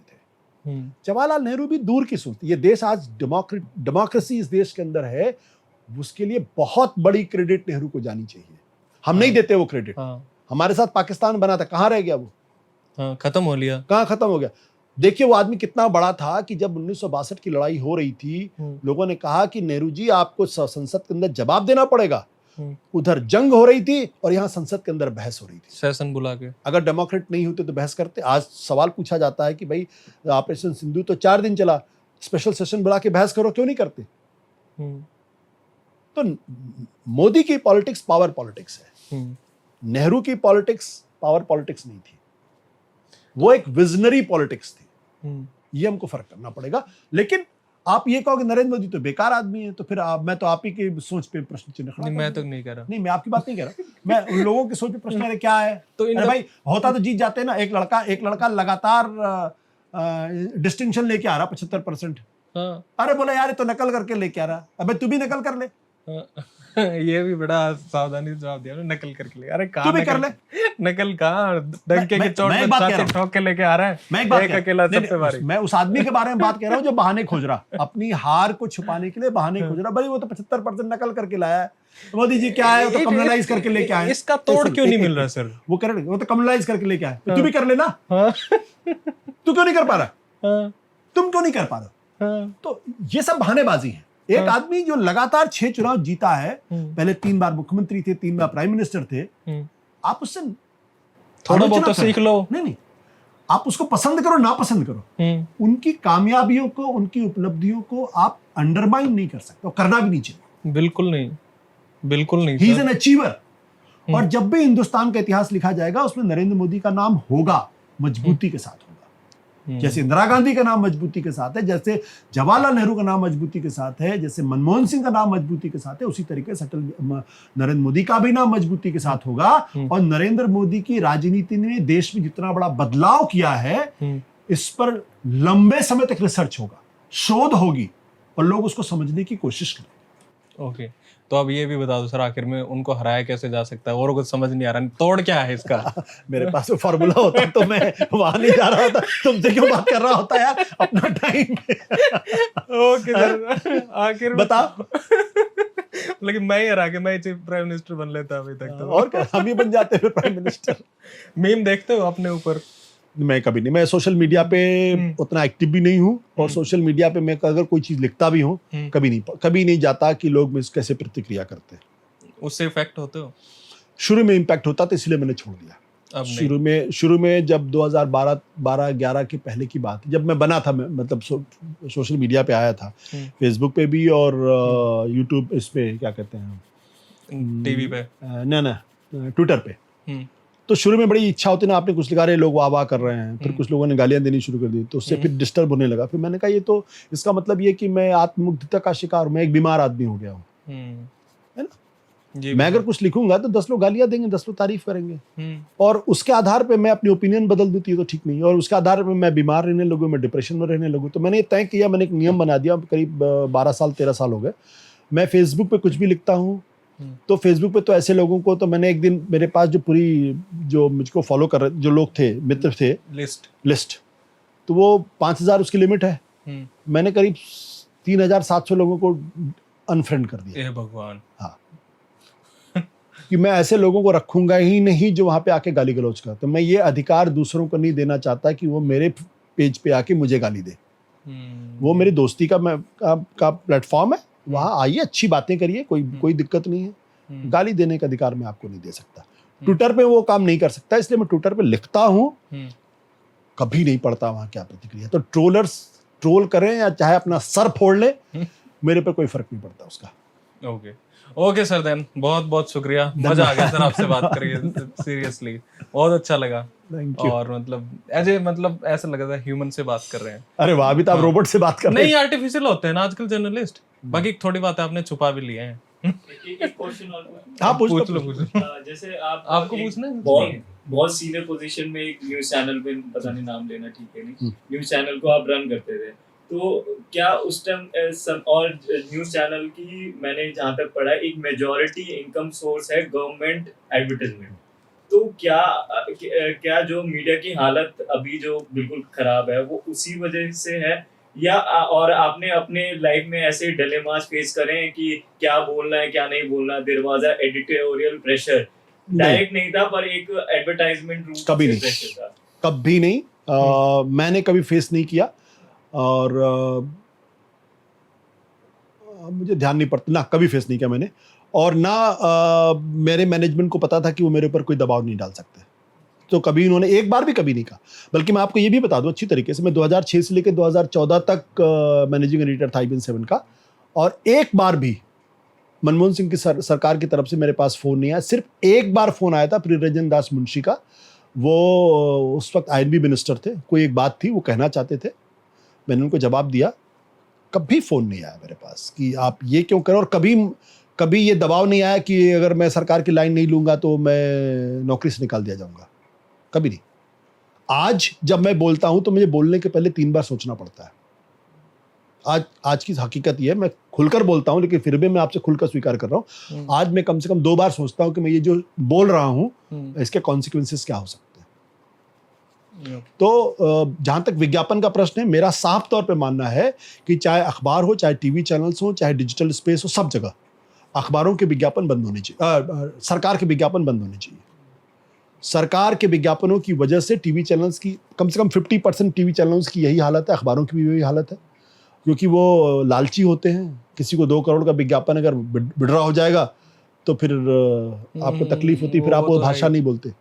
तो अखबार को या टीवी चैनल्स को या डिजिटल में भी बहुत सारे लोग अब तो पैसे सरकार से विज्ञापन नहीं लेने लगे, बिल्कुल विज्ञापन नहीं लेना चाहिए। और ये इसको बाकायदा संसद के अंदर कानून बना के इसको प्रतिबंधित कर देना चाहिए। सरकार से किसी भी सरकार, कैसी भी सरकार हो, उससे किसी भी तरीके का विज्ञापन पत्रकारों को या पत्रकार से जुड़ी हुई संस्था को नहीं लेना चाहिए। कॉन्फ्लिक्ट ऑफ इंटरेस्ट हो जाएगा वो तो, सीधी सी बात, सीधा सा है कि पैसे नहीं देंगे, वो तो सीधा सा है। ओके सर, शुक्रिया, थैंक यू। अरे यही पढ़ रहे थे आप, प्रिजन नोटबुक ही पढ़ रहे थे? ये पढ़ने वाली, एक सेकंड में लगा देते हैं, ये पढ़ाई के ऊपर हो जाएगा एक अलग से 5 मिनट का। अच्छा, ये प्रिजन नोटबुक, तो सर इसमें सबसे अच्छी बात क्या लगती है आपको ग्रामसी की? ग्रामसी एक दृष्टि देता है चीज़ों को। देखो, जैसे जब आप इस किताब को देखो, मेरी आदत क्या है, मैं जब पढ़ता हूँ तो मैं अंडरलाइन करता हूँ। ये देखो, ये सारी अंडरलाइन चीज़ें हैं, ये अंडरलाइन है। अरे मैंने भी जैसे वो अच्छी बात है, जैसे वो मैकियावेली के बारे में बात करता है, तो जो सत्ता है वो कैसी होनी चाहिए, तो कहता है सत्ता 2 तरीके की होती है, या सत्ता के 2 अधिकार होते हैं, एक तो कानून, दूसरा फोर्स। कानून क्या है? वो इंसान है। फोर्स क्या है? वो जानवर है। अच्छा, तो जो काम कानून से नहीं होता उसको फिर फोर्स से करना चाहिए, लीगली। तो पहले इंसान की तरीके से सत्ता को समझानी चाहिए, या न समझे तो फिर जानवर का इस्तेमाल करना चाहिए। अच्छा अच्छा, ये मैकियावेली कहता। अब ये मुझे ये बात पता नहीं थी। अच्छा, तो इसको मुझे ये सब पढ़ के मौजूदा जो समाज है, जो बदलाव आ रहे हैं, उसको समझने की मैं कोशिश करता हूँ कि इसमें क्या है। जैसे ये पॉलिटिकल पार्टी के बारे में बात करते हैं ग्रामसी, और कि पॉलिटिकल पार्टी क्या है, और वो राजा को कैसा होना चाहिए, वो तो प्रिंस में भी करते हैं। हाँ, वो प्रिंस में भी करते हैं। तो इन सब चीज़ों को, जैसे ये बड़ी इंटरेस्टिंग बात मैंने ऊपर भी लिख देता है, जब मुझे लगता है कि popular belief in the similar ideas are themselves क्या है, मटेरियल फोर्सेस। इस तरीके से ये कहते हैं कि ये जो क्या है कि जो पॉपुलर बिलीफ के जरिए आप लोगों के दिमाग को बदलते हैं, जो ग्रामसी की पूरी थियरी ऑफ हेजेमनी है, वो है। तो मुझे ये पढ़ने में मजा आता है। फिर साथ साथ में मेरी ये बच्ची यहाँ बैठी रहती है यहाँ पे। अब जैसे यहाँ देखो, अगर आप देखो तो ये हमारे एक RSS के मित्र हैं, उनकी किताब है the puritan is political. Puritan is political. हाँ, ये पुरातन लिख रहे थे, पुरितन नहीं, puritan is political, mapping Islamic radicalism. तो मुझे ये दिलचस्पी है कि भाई RSS इस्लाम को कैसे देखता है, ये मैं देखने की कोशिश करता हूँ। फिर साथ साथ अगर आप देखो, मेरे पास ये भी किताब है, एक बड़ी बहुत ज़बरदस्त किताब है, ओरिजिन ऑफ टोटलिटेरियनिज्म, हनान आर। बड़ी मशहूर किताब है अपने आप, बहुत ही मशहूर किताब है। लेकिन देखो, मैंने ये तो इसमें बट ये बहुत मुश्किल किताब है, पढ़ने में मुझे बहुत वक्त लगा इसको। अभी भी ये सारे ऑलमोस्ट सिमिलर टू 1984 हैं, जॉर्ज ऑरवेल वाला, आप समझ सकते हो। या जैसे अभी हमारे एक मित्र ने लिखी है सुगतो इंदिरा श्रीनिवास राजू पे, ये किताब इमरजेंसी के ऊपर किताब है कि भारत के बाहर कैसे इमरजेंसी का विरोध हो रहा था, कैसे रेजिस्टेंस किया जा रहा था, खासतौर पर अमेरिका के अंदर कैसे था, और लंदन में भी था ना काफी। लंदन। अब ये किताब है, जैसे कि ये गजाला वहाब की किताब है, अभी मेरे पास आई, इसको भी मैं पढ़ना शुरू कर रहा हूँ। तो मैं अलग अलग तरीके से मैं देखता हूँ लोगों को पढ़ने को। जैसे लुकास, ये भी है history in the class consciousness, ये तो मार्क्सिस्ट डायलेक्ट, मार्क्सिस्ट डायलेक्ट है। तो इन सब चीज़ों को पढ़ने की कोशिश करता हूँ, समझने की कोशिश। देखिए मैं तो हमेशा अंडरलाइन करता हूँ जो सर बात। इस चीज से, मार्क्सिज्म से और इन सब चीजों से आप सबसे ज्यादा क्या रिलेट कर पाते हो आज के टाइम में? जैसे मार्क्सिज्म से ना मुझे क्या कहते हैं कि वो एनालिसिस, पावर ऑफ एनालिसिस मुझे मिलती है कि आप चीज़ों को एक अलग पर्सपेक्टिव में सोचने की बात है। जैसे अगर मैं ग्रामसी को नहीं पढ़ता या अल्थुज़र को नहीं पढ़ता तो मुझे ये समझ में नहीं आता कि कैसे जो आइडियोलॉजी है वो काम कैसे करती है। आइडियोलॉजी सिर्फ सत्ता का इस्तेमाल नहीं करती, बल्कि सत्ता का इस्तेमाल करते हुए लोगों के माइंडसेट को, दिमाग को कैसे बदलती है। अच्छा, ये मुझे और जब मैंने इसको अभी के कॉन्टेक्स्ट में जब मैंने इसका इस्तेमाल किया तो मुझे पता चला कि नहीं, ये बात तो बिल्कुल सही है। जिस तरीके से मीडिया बदल गया, जिस तरीके से बीजेपी का आईटी सेल है, जिस तरीके से सोशल मीडिया का इस्तेमाल किया जा रहा है, जिस तरीके से फेक न्यूज का इस्तेमाल होता है, तस्वीर कहीं की, बात कहीं की, कहीं और डाला, क्यों किया जा रहा है? ये जानबूझ के किया जा रहा ताकि एक खास तरीके का नैरेटिव बन सके। तो मुझे इन दोनों को पढ़ने पे और लुकाच को पढ़ने में ये समझ में आया कि यार देखो ये चीजें चल रही इस वक्त। तब मुझे समझ में आया कि यार हमारे बीच में बहुत सारे लोग कैसे अचानक बदल गए। तो मुझे लगा कि इतना ज्यादा प्रोपेगेंडा का इस्तेमाल हो रहा है कि हम लोग भी वही बात सोचने लगे हैं अपने रिफ्लेक्स में जो दरअसल वो चाहते हैं। तो ये मुझे फिर मैं हिस्ट्री में भी तो मेरी इसका कोई सॉल्यूशन क्या लिखा है इनमें? इसका सॉल्यूशन कुछ नहीं है। ये देखो, आइडियोलॉजी की जो लड़ाई है वो विचारधारा से ही हो सकती है। आइडियोलॉजी को आप ऐसे नहीं, इतनी आसानी से नहीं, क्योंकि आइडियोलॉजी विचारधारा है, उसके साथ उसके पास पार्टी का कार्डर है, अनुशासन है। तो अगर आप सोचोगे कुछ लड़के खड़े होकर उसका मुकाबला कर लेंगे तो नहीं हो सकता। विचारधारा का मुकाबला विचारधारात्मक तरीके से ही करना पड़ेगा। Ideology can be fought with the force of ideology. आपको बीजेपी के खिलाफ एक पैरेलल आइडियोलॉजिकल बिल्डिंग खड़ी करनी पड़ेगी, तो कुछ होएगा, तभी कुछ होगा। जब ये आइडियोलॉजिकली जब वो उनके खिलाफ एक मुकाबला हुआ 2024 के चुनाव में, तो थोड़ी बहुत लड़ाई वहां पे हुई, जिसका उत्तर प्रदेश में, महाराष्ट्र में देखने को मिला। जो संविधान बचाओ का बात थी, जो कास्ट सेंसस की बात थी, तो वो भी एक विचारधारात्मक लड़ाई बनने लगी ना फिर वो। तो सर ज्यादा आप ये सारा नॉन फिक्शन ही पढ़ते हो? मैं नॉन फिक्शन ही पढ़ता हूँ। फिक्शन नहीं ना, फिक्शन में बहुत कम क्या 30 साल हो गया मुझे पढ़े हुए, छोड़ दिया मैंने। तो आप पहले बहुत पढ़ता था। आपके अगर अच्छा प्रताप, मैं जो देखता हूँ, मैं फिक्शन को मैं ओटीटी पे देखता हूँ। अच्छा, खूब सारा। नेटफ्लिक्स कौन सा? सब जगह। कौन सा आपका अभी जैसे मैं नेटफ्लिक्स मेरा फेवरेट है। अभी मैं देख रहा हूँ तेहरान। अरे तेहरान देखा है? नहीं, मैंने देखा नहीं, सुना है, पर मैं उसको तेहरान आप देखो, मोसाद कैसे काम करता है। हाँ, मोसाद जो है वो इजरायली सीरियल है और उसमें मोसाद का रोल दिखाया है। और वो जाके मारते हैं, वही तो है स्टोरी उसकी। हाँ, उसमें मारते नहीं है, वो एक उनका एक न्यूक्लियर रिएक्टर रहता है, उसको वो डिमोलिश करना होता है उनको। वो ऑपरेशन उनका फेल हो जाता है, हालांकि बाद में वो फेल हो जाता है। अब अभी आपको मैंने बता दिया तो आपको मजा बिगड़ जाएगा। अच्छा। तो जैसे तेहरान में देखता हूँ, या फिर मुझे हिस्टोरिकल वो सीरियल्स आते हैं, जैसे मेडिची है, या वाइकिंग है, या वलहला है, या रोमन एम्पायर है। वो देखने में मुझे बहुत मजा, जैसे कि ओटीटी पे एक वो आती थी ना, ताज, अकबर को लेके। हाँ, ताज भी था। फिर एक बाबर पे भी बनी थी, याद है? बाबर पे भी बनी। कॉन्स्टेंटिनोपल पे भी तो आया था, महमद द सेकंड, और हाँ, महमद वली थी। और वो जो बाइजेंटाइन एम्पायर को चैलेंज करता है, 1457 या 58 की बात है। और इसके किले को ढहाता है वही, और 21-22 साल की पूरी 22 साल का लड़का। तो बार बार ये कहता था कि अलेक्जेंडर ने तो 20 साल की उम्र में कर लिया और मैं अभी तक कुछ नहीं कर पाया। और फिर वो जो उसके किले को जो ढहाता है, वो बहुत जबरदस्त कहानी है। वो पूरे जंगल को फ्लैट करता है, फिर वहां पे जानवरों की चमड़ी बिछाता है, फिर वहां